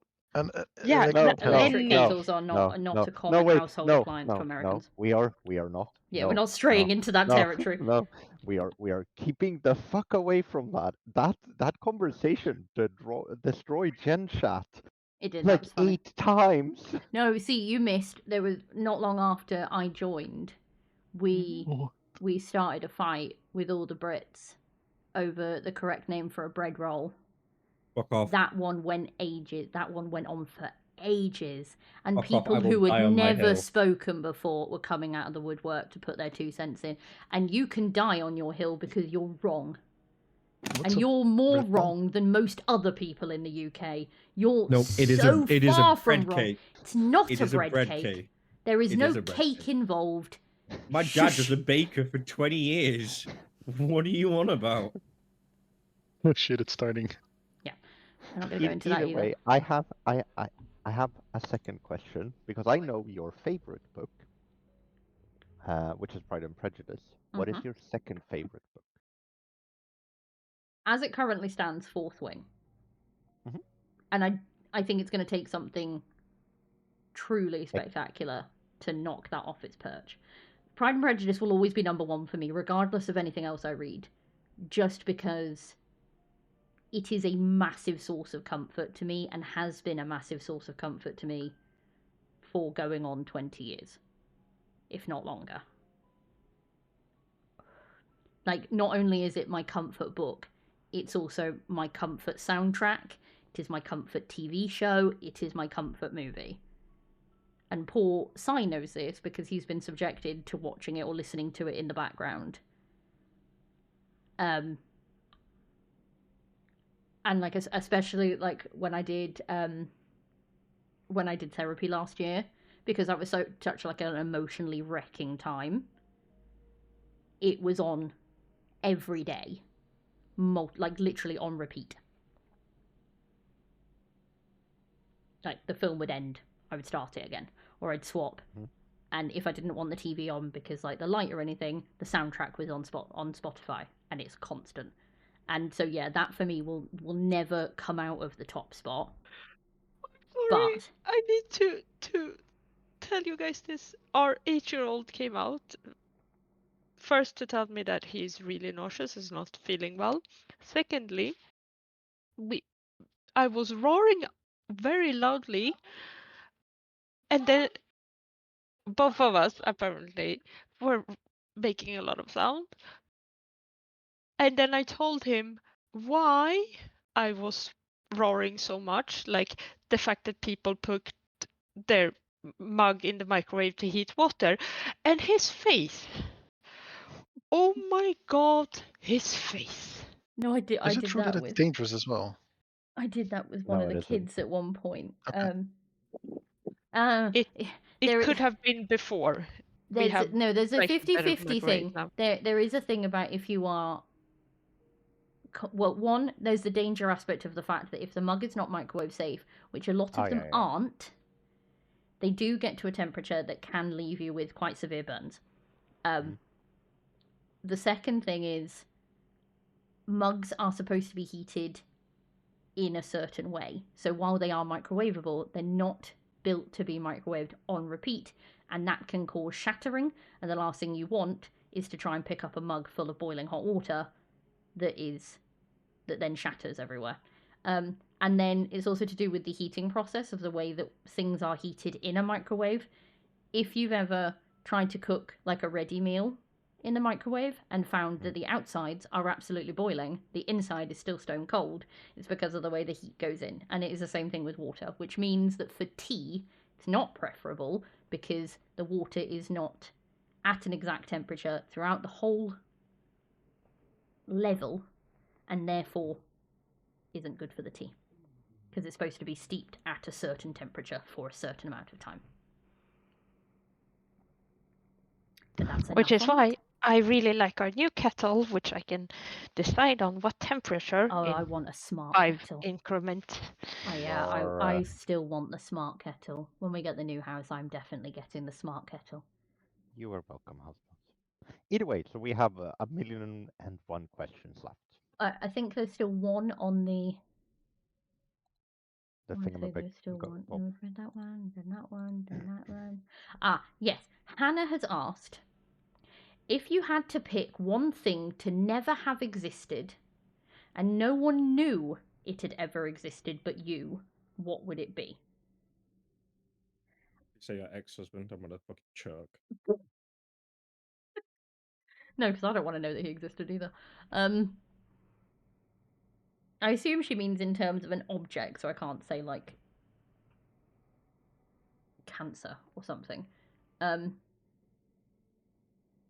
I've been thinking on this question since like 11 o'clock this morning, and I genuinely don't know. This is the one I said was really existential, and I don't know because there are so many things that I could choose to just erase from existence. And then my brain's like, does it have to be like an object, or can it be, because like if it's just anything, then I've got a massive fight on my hand of which of the awful diseases and illnesses are out there that I would get rid of. Can it be a person? Because that's a list. Like, do I go for something personal, or do I go for like the greater good? And yeah, I genuinely can't think. So if anyone does have an answer to this of what they would choose if they had to pick one thing that they removed from existence and nobody knew that it had ever existed except for you, what it would be, I'd love to hear it, because I have been thinking on this all day and I'm too indecisive to pick something. So my brain supplied first thing with Twilight. Okay, I disagree with that one. It Oh, it has to I don't be agree with it. It's no, just no. That's that what that your was brain the thinks. first thought. First thing. Yes. Okay. It had to be a thing. It I can't be an assume abstract thing. there isn't.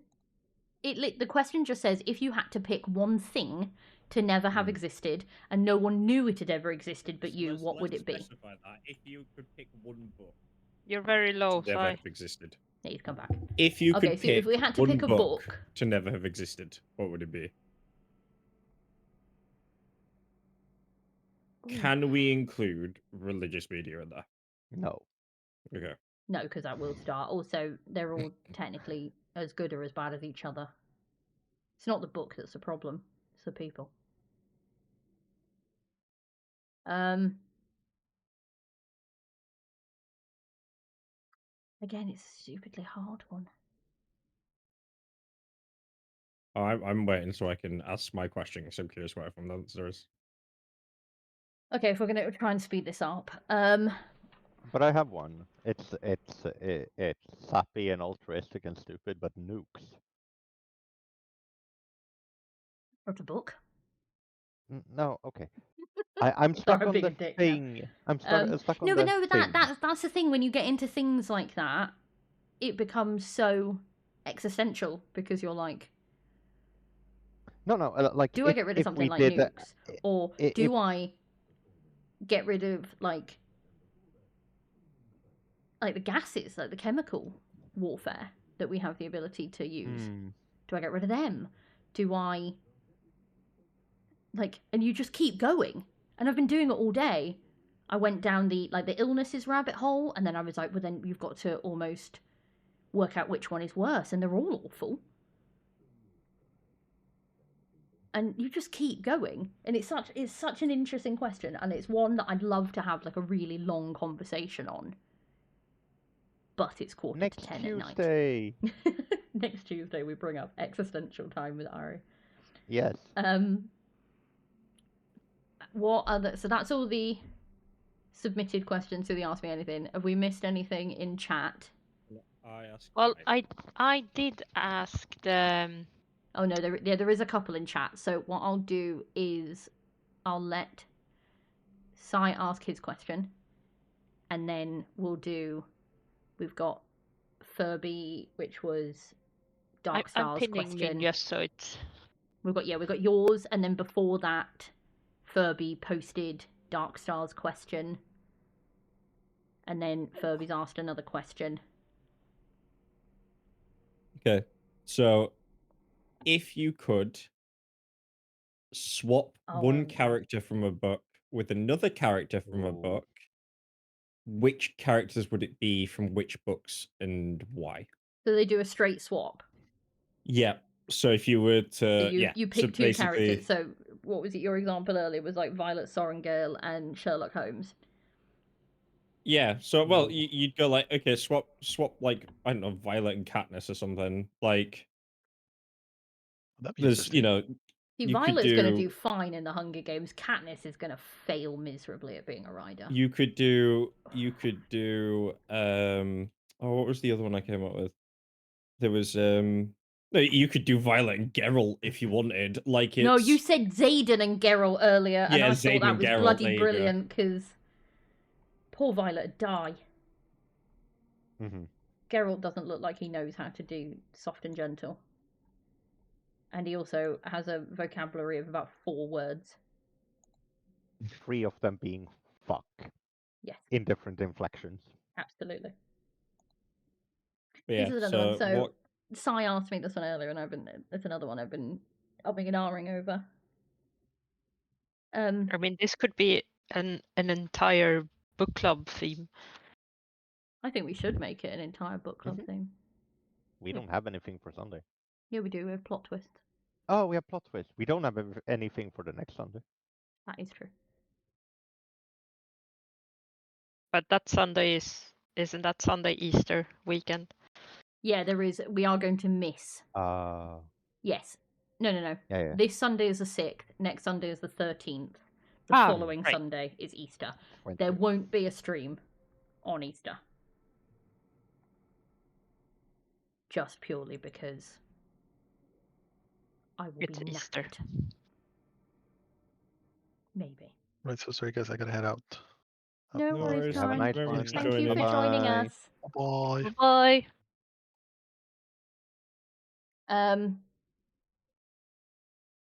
Yeah, can we get back to you? Can we Yeah, turn I this don't mind into a turning this whole into a- conversation? I think this needs an everyone input, and we need to talk about it. I think everyone should come with an example. I will make it a homework. Yeah. Okay, so Yune, what was your question? What's a big dream big goal for yourself and or And for book book club?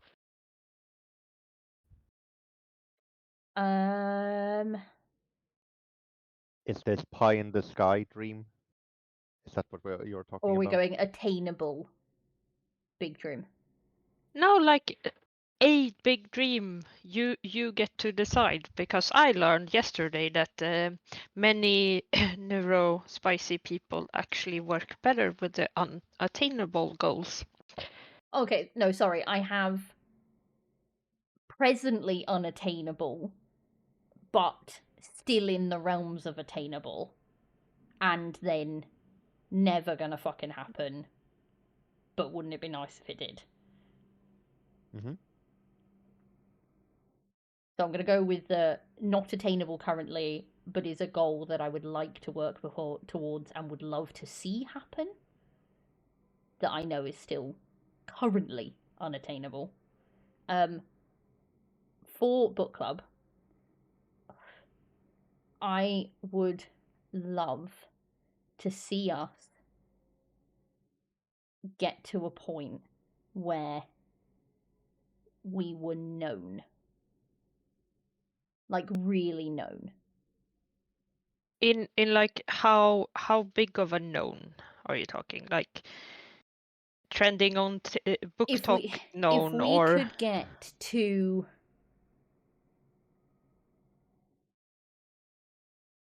there's a podcast, the Two Sisters,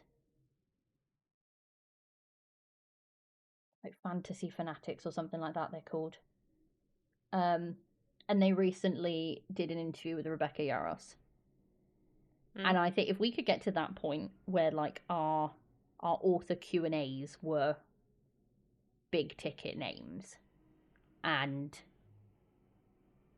people like knew about us, that would be like the big goal. If they were going to say having Yaros on. I mean, yeah, no, but that's what I mean. Actually getting to the point where we could actually be in the realm of possibility to send a message to her agent and be like, hey, book 4's coming out. We'd love to get her on to talk about it. Like, the Book Dragons would go mad for an interview with Rebecca Yarros. Like, that sort of thing, and actually not get laughed out of her inbox would be like, oh, holy shit. Are you talking like, do you know who I am status? No, No, but the because other I way don't think around. I don't think anyone should have. Do you know who I am? Status. No, no, but if you turn that sentence around, it's you know who I am, which Yeah, is the no, status you're looking that for. level of being like, oh, that's actually worth my time to take part in that. Mhm. I mean, again, it would be lovely to also, along with that, get to a point where we could get paid for doing this.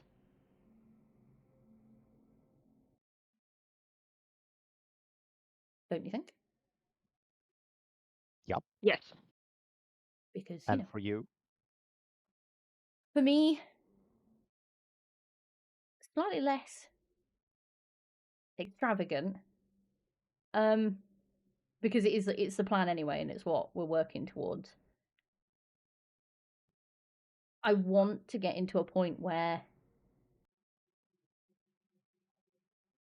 we could easily not survive but thrive on a single income.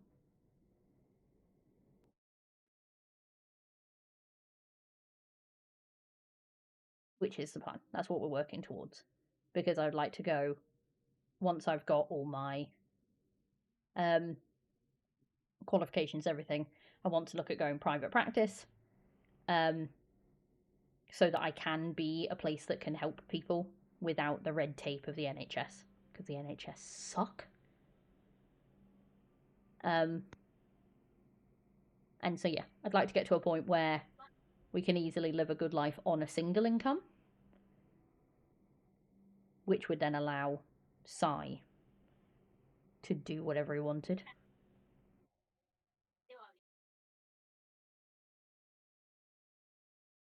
Not because to specify, not because I don't want to work, but there is a level of difficulty that comes with that for me, and we currently have very traditional roles in the house. That we're actually both suited for the complete opposite. Ari loves to stay busy This with. is something I do not. I'm not. I don't want built to be a freeload, is what I'm stay-at-home. trying to say. No, I am not built to be a stay-at-home parent. I'm not built to be domestic in the slightest. It actually makes me miserable. I love my children, but being unemployed or being a stay-at-home for me, and it is purely a personal thing, is misery incarnate. And I have so much respect for stay-at-home mums, and I have so much respect for like the effort and the care you put in to all of the work that comes with that, because it's not easy. Like, raising children on it as its own job is not easy. Adding in trying to keep a house and doing everything else you have to do with it is so infinitely hard. It is 11 full-time jobs rolled into one with no holidays and no pay. Like, you're all superstars. I'm not built for it. I hate cleaning with a passion and will avoid it at all costs. I love when my kids go to school, because then I can kind of just be me. But even then, I need stuff to do, and household stuff doesn't fall into that category. Like, I know when I say, like, oh, I've got nothing to do today, I know for a fact I've got laundry, I've got dishes, I could go and clean the windows, I could go and wash the floor, and I could find a billion jobs to do, but that's domestic stuff, and I absolutely don't want to do that. But give me a day like today where I'd set myself deadlines for things. Like, I really want to get the website up and functional. I needed to swap over everything to the new link stack. I had Twitch panels to finish, and I had things I needed to do, and I've got a deadline in my head of when these things need to be done by. Suddenly I was busy and I'm in my element. And it was actually the hardest thing for me when I was working freelance, because when I had jobs on, I was in heaven. The minute I was in a downtime between jobs, it's hell on earth. I get really, really depressed. And I mean, we had to have a conversation the other day, didn't we? Because suddenly I was trying to add in more editing work. Yeah, no, Because I essentially have to keep a very close monitor on her capacity as well as mine, because I sort of play a role of, I know you don't want to do these things, and I hate having to push you to do things you don't want, but they need doing, and we don't live together in a minute.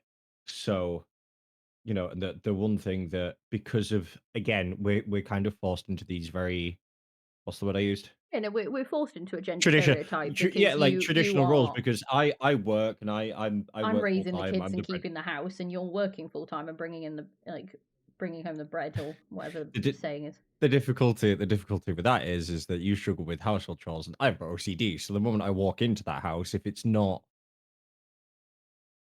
up to a certain standard, I like the compulsions kick in to clean, which is not great when you finished a 40-hour week at work and you are physically and mentally exhausted, and you then don't want to get angry at your partner. Well, not angry, but frustrated with your partner because the house isn't kept clean and that's the job that they've had to do.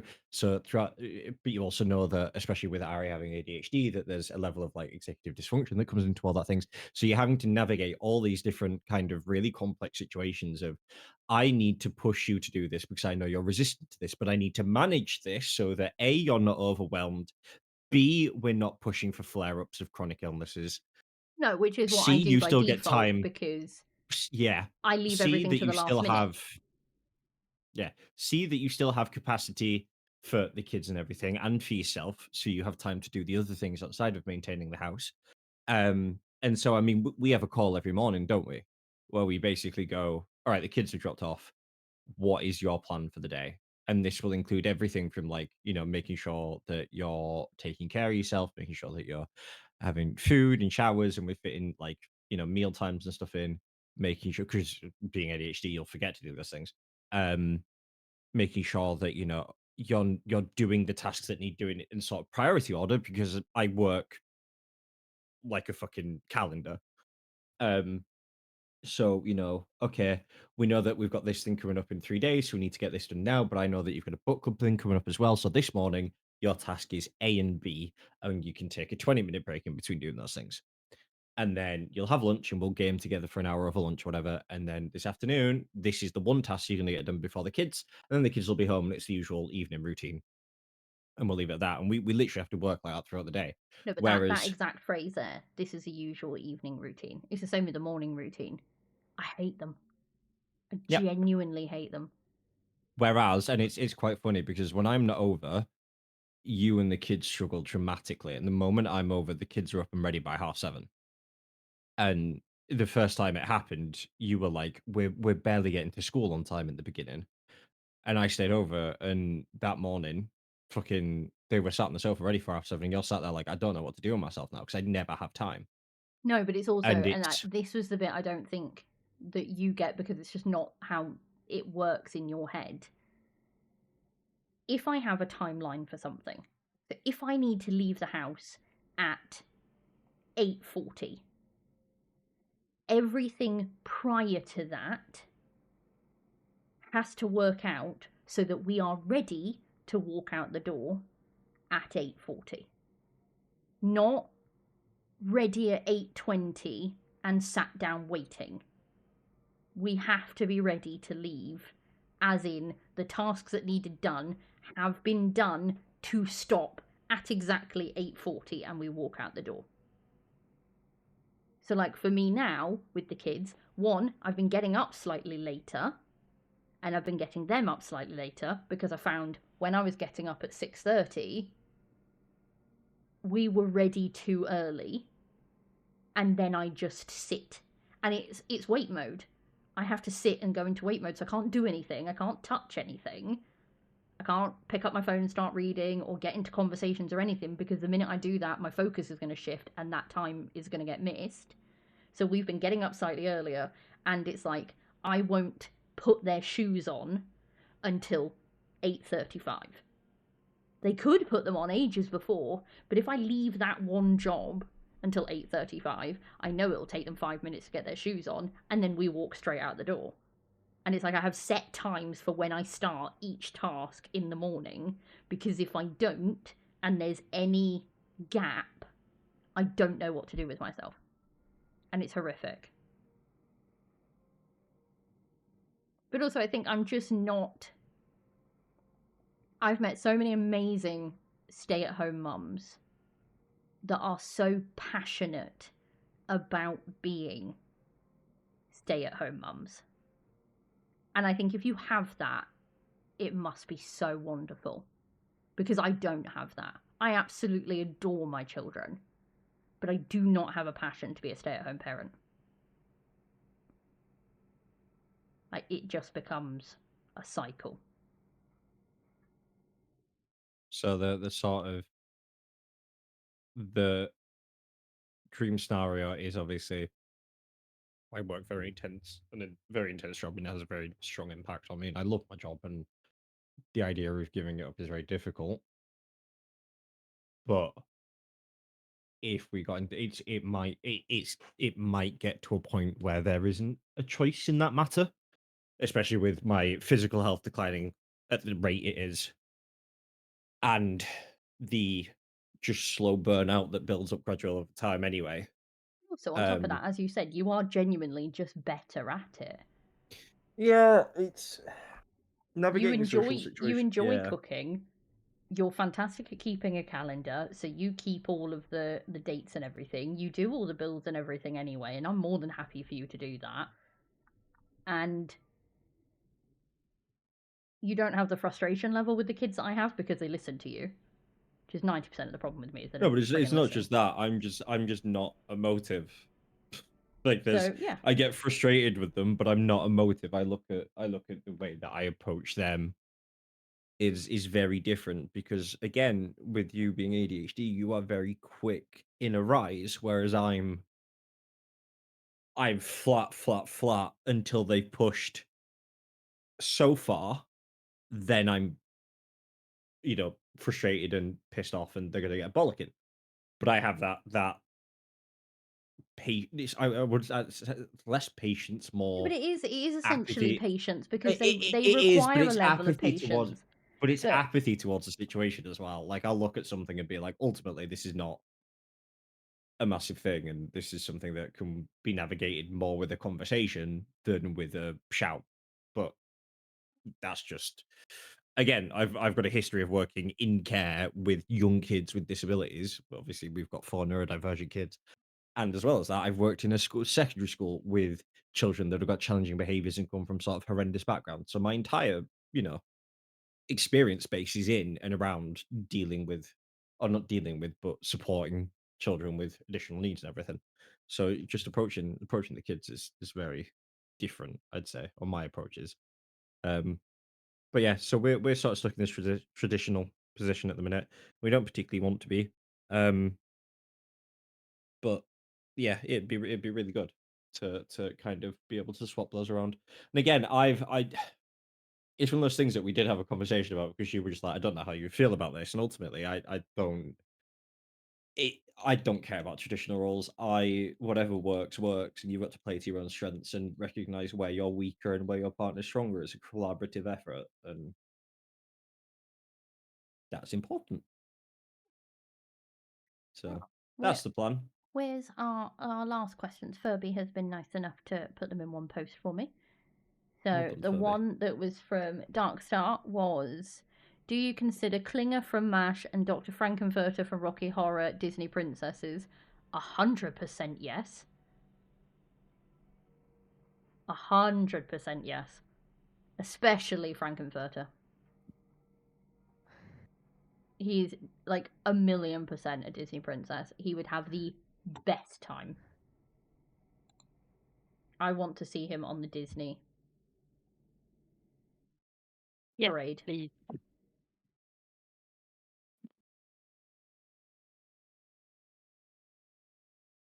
Keris has just said, I really want to be a stay-at-home mum. I love cooking and planning calendars, and I can tolerate cleaning, but the cost of living is ridiculous, so unfortunately I have to return to work soon.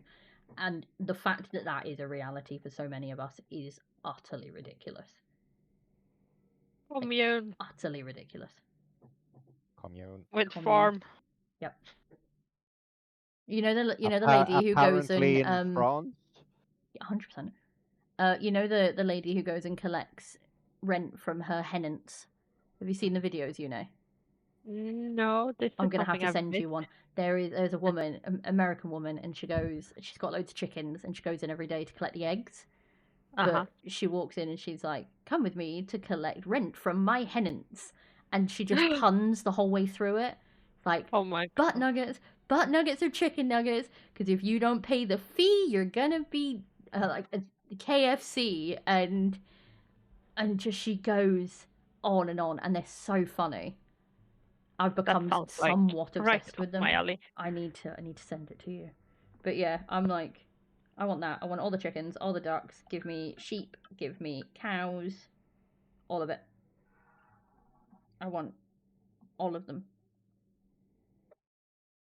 I know I sent it to you the other day, love, so I'm just gonna find it again and send it on to you. There it is.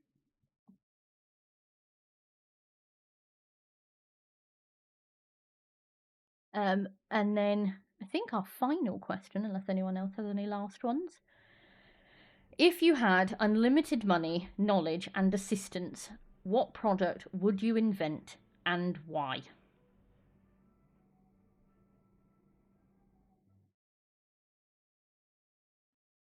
Huh.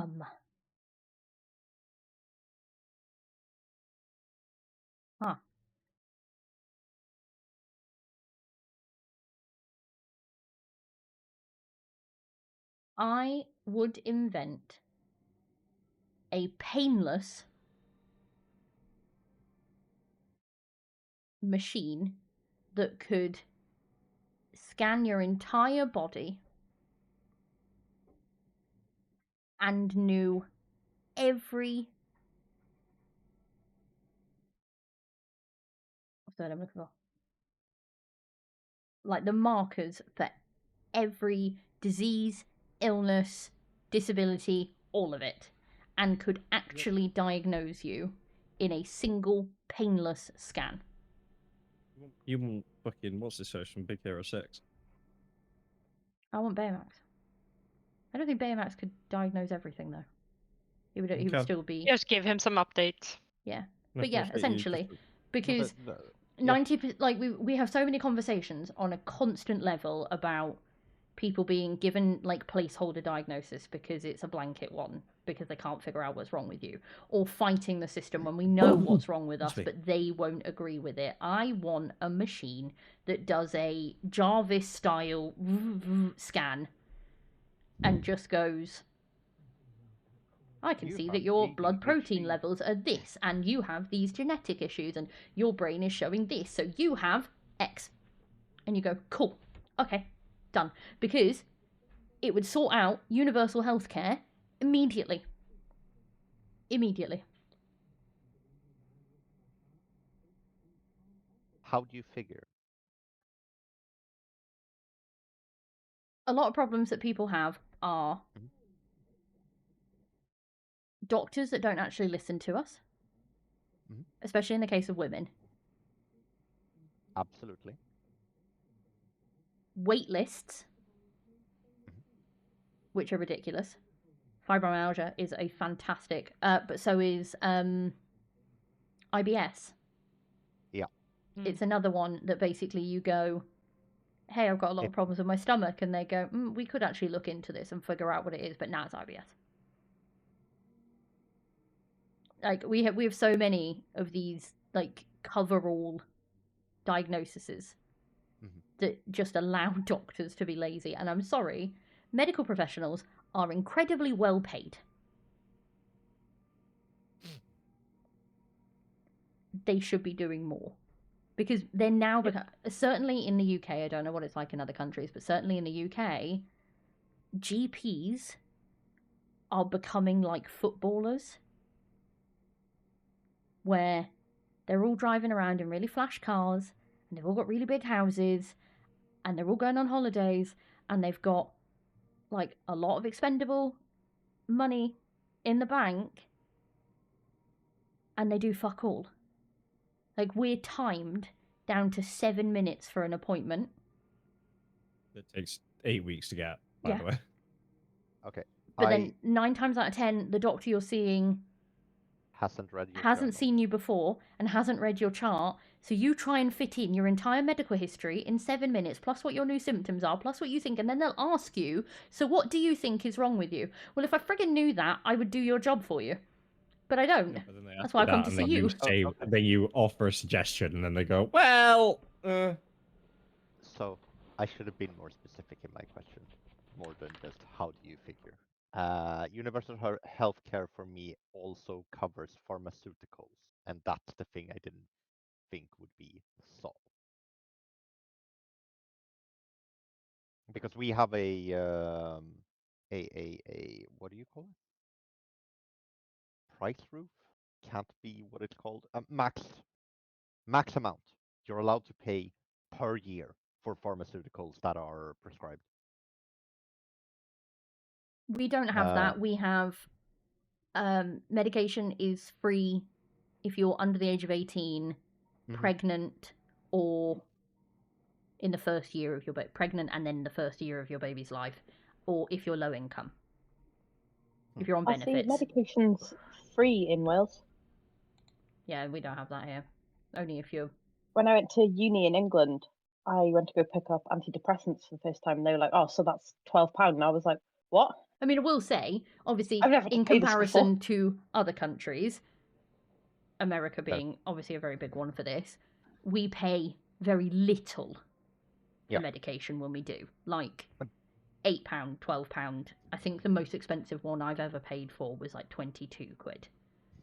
So not the hundreds. Yeah, we pay a lot in increments, but the max amount for medication that is prescribed is 2,800 Swedish crowns. So and then the free will stay from a year from the first time you started paying again.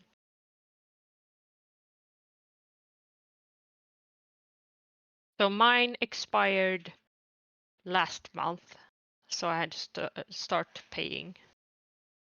And my ADHD meds get one month of my ADHD meds gets me halfway there almost.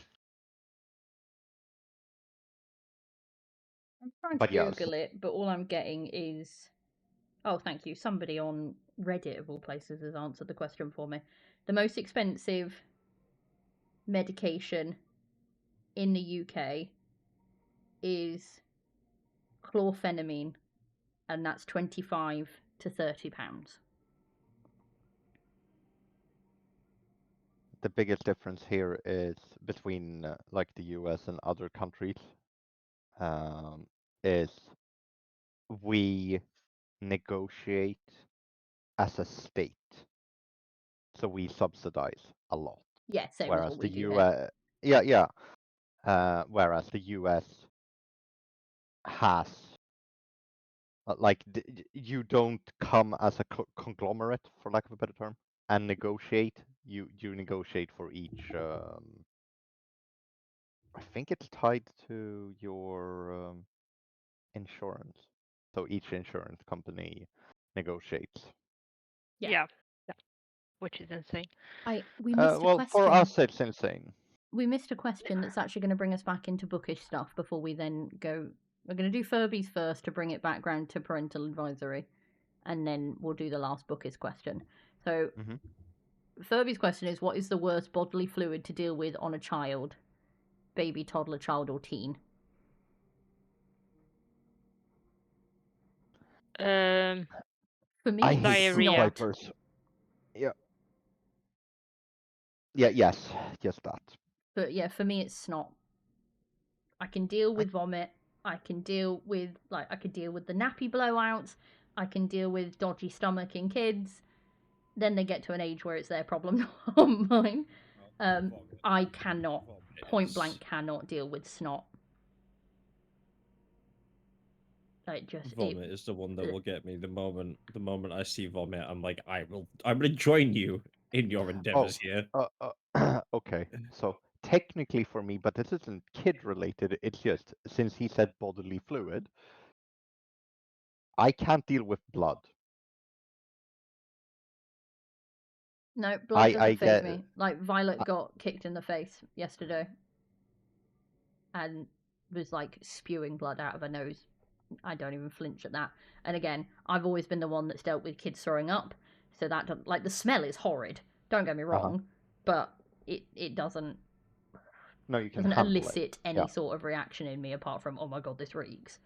Mhm. It again, genuinely for me, is just snotty, especially when they're younger and like really snotty kid. I'm just like, ugh. That's the one where I have to go, sigh, your problem. I'm going out. Yeah. Like, nope. I'm the oldest of 4, and I have a 7-year age gap between me and my youngest brother. Yeah, see, I think I that's the babysat difference. a lot. I was an only child, and I never babysat. And I developed pollen allergies at just before 20. Yeah, it's not. It might have been a problem at one point. It's no longer an issue. Yeah, no, I can deal with just about anything else. Like the I mean, I nappy can blowout, deal with diarrhea. I just like don't the want to. punamis you used to get with babies, Mhm. where you just knew there was going to be that one that had just escaped all level of containment. Just never really phased me. But yeah, no, it's No, not. but It's my one big yuck. I was fine with blood up until our first oldest was born. And then I was not because he was born on the Bathroom floor. Thank you. So You are He had to clean up nobody our bathroom. prepares you. I don't think anyone properly prepares you for childbirth in No, I any agree. way, shape, or form. I agree. The issue I had was so I got a lot of kudos from the hospital staff when I arrived because I had mostly kept my cool up until can you grab the child and put him on A towel. no, on your chest. All right. Yeah, and I couldn't because he was so slippery, and I didn't want to even try. And Une just grabbed him, put him on her chest, and was like, "Okay, we're done." That was the only thing I Get me was. towels Yeah, so yeah, we can keep warm. yeah. That was the only thing I was kind of sort of freaked out about. However, we were living in a tiny, tiny apartment. We had 2 cats, and the bathroom looked like a fucking disaster. It looked like a murder. Yeah. So ambulance personnel arrive. They take Una away, and I go, "Do you want me in the ambulance, or should I stay here and clean up the bathroom?" And Une knowing my went, house spouse, I told him to stay and clean the bathroom. "Yes." Cleaning the bathroom from all of that fucking blood while coming down from an incredible adrenaline rush was probably not a good idea at all. Yes, but I think it still was better than you going to the hospital at that time. Yeah, fair. But since then, I can't deal with blood. Yeah, no, I've dealt with a lot of blood. And I think you get to a point, like I used to hate needles, and I still don't like them. Let's be honest there. I don't, and I'm one of those people who, when I get blood tests, I get really nervous and I giggle, which is always fun to explain beforehand. Because they're always like, "Oh yeah, no, that's fine. We've seen it all. Don't worry." And then I start, and it's probably not even a giggle. It's probably more of a cackle. But I would like to think it's a very feminine, nervous giggle, not the sound of a crazed woman. Here's hoping. Yeah, no, I'm deluding myself. This is full delulu. It's fine. But I've got so used to them because you had to have so many when you were pregnant, and I've been pregnant so many times, and then there was all the in between stuff that it's just like, okay, it is what it is now. In fact, the only thing with blood tests I can't handle is the noise. Oh, I can't handle the needle going in. No, I can't watch it. No. I can't watch it. Oh no, I don't watch it. No, 100% don't watch it. But no, for me specifically, it's the noise. And I don't know. The last couple of times I've had blood tests, I don't think I ever noticed there was a noise before, but the last couple of times I've had a blood test, it's been so loud, that like whooshing noise of the blood filling the tube. And I'm like, please make it stop. This is horrible. I don't want to listen to this. Make it stop. Yeah, it's a distinct sound. If once you start hearing it, it's never it is gonna one of go those. away. I don't think it was ever a problem. And then about 2.5 years ago, I got a blood test done. No, I gave blood. And there was a very distinct sound. And now I can't not hear it. And every single time I get a blood test, but this last one I had a couple of weeks ago was really loud. And I was like, this is horrible. Please make it, like, genuinely turn it off. I don't want to hear this. Go sleep. Yeah, I'm gonna say thank you guys. Have a good rest of your day and or evening. Good night. Good night. Bye bye. Bye bye. Good night. We have our final. Well, yeah, our final question is from Hannah Bug. It got missed because it was in amongst a lot of questions. Was how do you find balance between reading and being a parent? I am absolutely not the person to ask this question because I don't. I genuinely don't. I mean, first of all, I find every spare minute I can. So, like, I will read while I'm waiting for the kettle to boil. Or, like, waiting for the kids to put their shoes on, I'll read a page. Walking back from the school run, I'll read. Like, and it is every spare moment. But also, I have absolutely terrible insomnia. And more often than not, will give in to my insomnia and read through 90% of the night, knowing full well I'm going to feel like absolute death.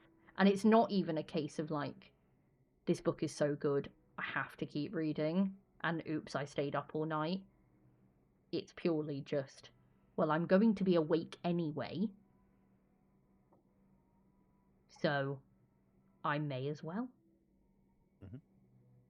And that's why I finished Quicksilver so quickly, because I had 2 really bad nights in a row, so I just read through it.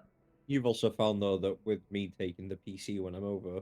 Yeah, no, I've been quite lucky now that because with you having been around more, and you tend to want to be on the computer, and the kids are now more at a point of like, they just want to do their own shit. They don't really want me all day.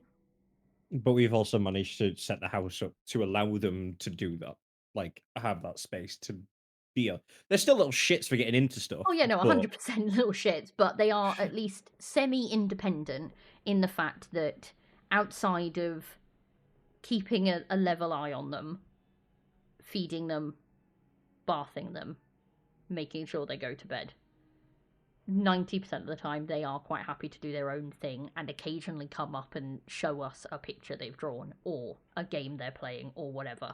So that does leave me with a lot more free time, which means that like my Saturdays, for instance, which is when Sai tends to take over the computer, I will sit and read. And I do read quite quickly. So the funny thing is I would most likely read more if I didn't have my PC. Bryce, For me, it's okay. For me, it's choosing. You what? That's good. I couldn't see him, so. I don't know if Furby doesn't. I was just saying, I don't think Furby realizes he's unmuted. Well, no, I turned around and didn't see the toddler, and panic took over. I could care less about. Right, fair enough. Yeah. But yeah, When so the toddler is think... missing. Yeah, no, exactly. I'm quite glad that I'm out of toddlerdom now. Oh, our youngest is 5. we're 5 in the house at the moment. We're 5, 7, 9, and 11. She's going to be one of the most independent little ones, and yet one of the most needy in terms of just wanting to be near you. Dark Star, to 'Cause she- answer you, I would love to love too. audiobooks. I had to stop can't listening concentrate earlier. on them. I had to stop 'cause I listening when you really- started reading out the fan fiction. No, I would Just love to the- love audiobooks. And my issue isn't obviously if it's a bad narrator, that I think that ruins the story for you. But there are so many great ones now that I would love to really give the time to listen to. But I get distracted by something, even if it is just staring into space, and then 5 chapters will have passed and I've missed it. But I do love them when I drive.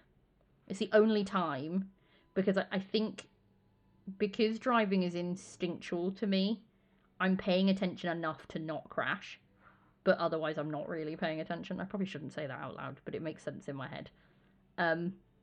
So it's one of the only times where I can listen to audiobooks where I'm actually able to focus on what is being said. The only issue with that is a lot of the books I read have smut in them, and I shouldn't really make my kids listen to that in the car. Probably not.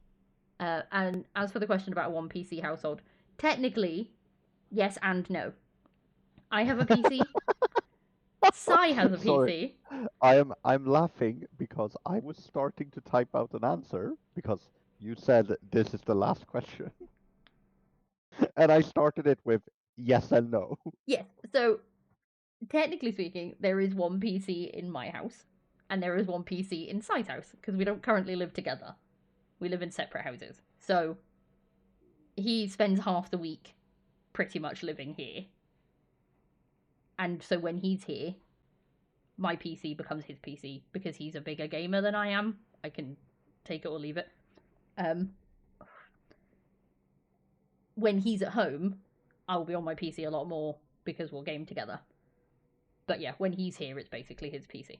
So, kind of. But when we move in together in the summer, we'll be a 2 PC household, because we'll both have our own offices. Offices. Yeah. So apologies for Ostriches? interrupting. It's when Darkstar said that, I had to deafen myself earlier for you reading out the. You didn't like when I pumped by the pterodactyl? It's not. No, it's narration? not that. It's when it comes to. For some reason, listening to people read books is one of the most cringy experiences for me, and I can't do it. It sets me on edge. Like even you reading He that has a out, I better don't know PC. what it. Yeah, I do. That's She not has that's not my even a old- question. I have his old PC. Yeah. But I You have have managed a to you.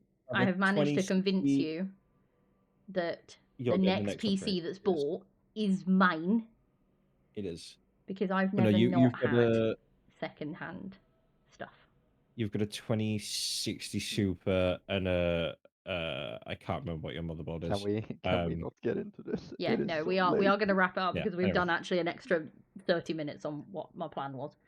Uh-huh. There was Eli and I the other day, and he was like, "So how long are the streams on a Tuesday going to be?" And I was like, "Well, I've put them in for 2 hours, but we'll play it by ear, because we don't know like how popular they'll end up being or anything like that. So there's every possibility we could do an hour, and then be like, okay, cool, we'll call it there."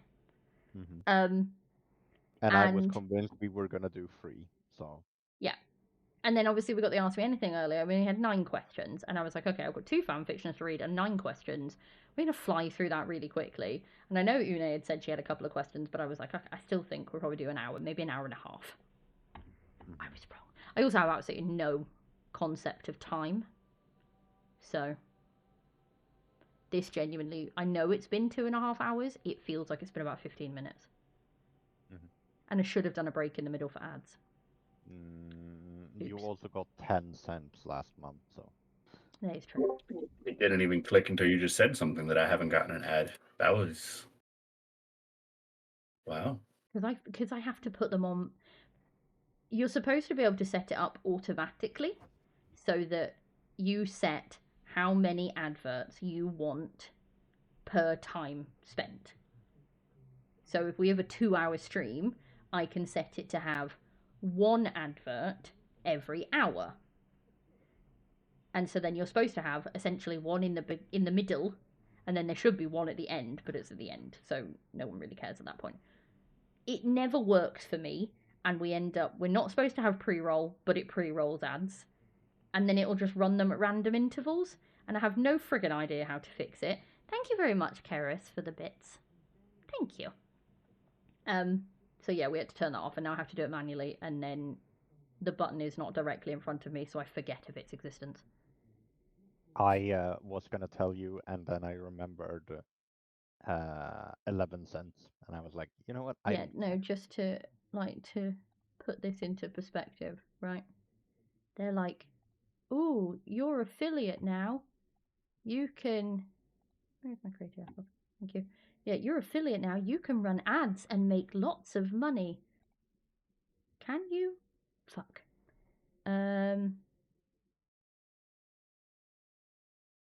So last stream we made 19 cents. Oh. On ads. Stream before that we made nothing. Then we made 11 cents. Then nothing. Then 6 cents. Then 3 cents. Then 1 cent. You're like, wow. We've made 40 cents this month, and that's only because I've actually remembered them. So you know. What are you going to buy with all that money you're making? I mean, I might go out and get myself a nice Rolls Royce. I think No, that's. You get one for all of Book Club. no. You're not allowed to. Not with the ad money. They pay No, for that's true. pages. That pays for pages. Ad money So pays you're for not allowed pages. to. So Yep. I will buy you all a book with my Books. 40 cents. 10 more cents and you've got I mean, with 50 all the cents. money she's making, she could buy us all cars. This Yes. is true. This is true. Either way, it's getting late. It is. It.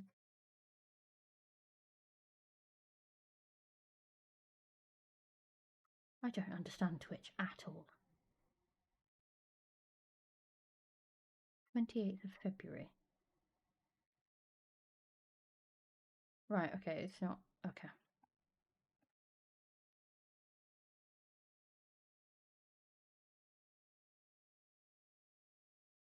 This has no idea what it's talking about, and I find that amusing. Ari. Yep.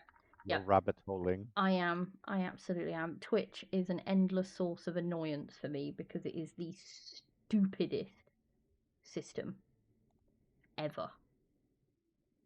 Never quite met anything like it. But It is. on that, so next stream is on Sunday, and we will be talking about plot twists. So that'll be fun. I'm actually looking forward to that. I do need to put up. Are we going to do a homework? Because I gave you guys the ability to rewrite A Language of Dragons. No, we do homework between Sundays. No, but that's the no thing. On homework here. Sunday, I asked them to how they would rewrite A Language of Dragons to make it good. Yes. So they've been writing that. So that was the homework. Yes, that is the homework. Yes, sorry. But I might add a second one. No.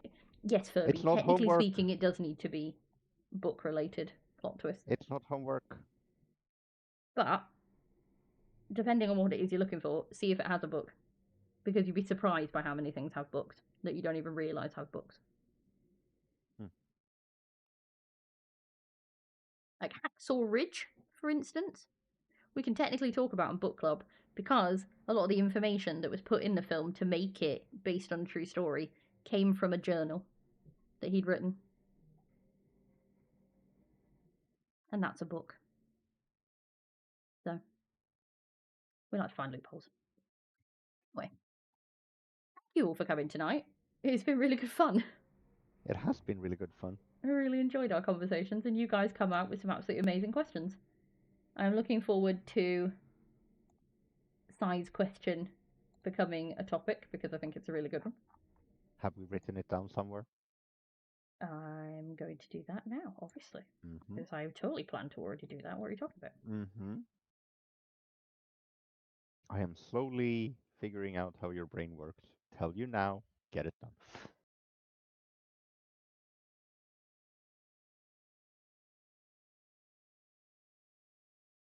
We will give you the I'm gonna pin it so I don't lose it. Mhm. We will give you the homework for that on Sunday so that you can start prepping your characters. And maybe Character swaps. if you really think about it, we were gonna do another debate. Oh no. No, no, So no, you no, could no, no. take the characters that you use in your swap and make those your debate Hmm. characters. Keep that in mind. Don't know when the debate's going to be yet, but keep it in mind. Mm-hmm. Fun, fun, fun. Bum, bum, bum. On And that with note, that, we there will we go. see you on Sunday. Bye-bye. Bye bye. Bye, everyone.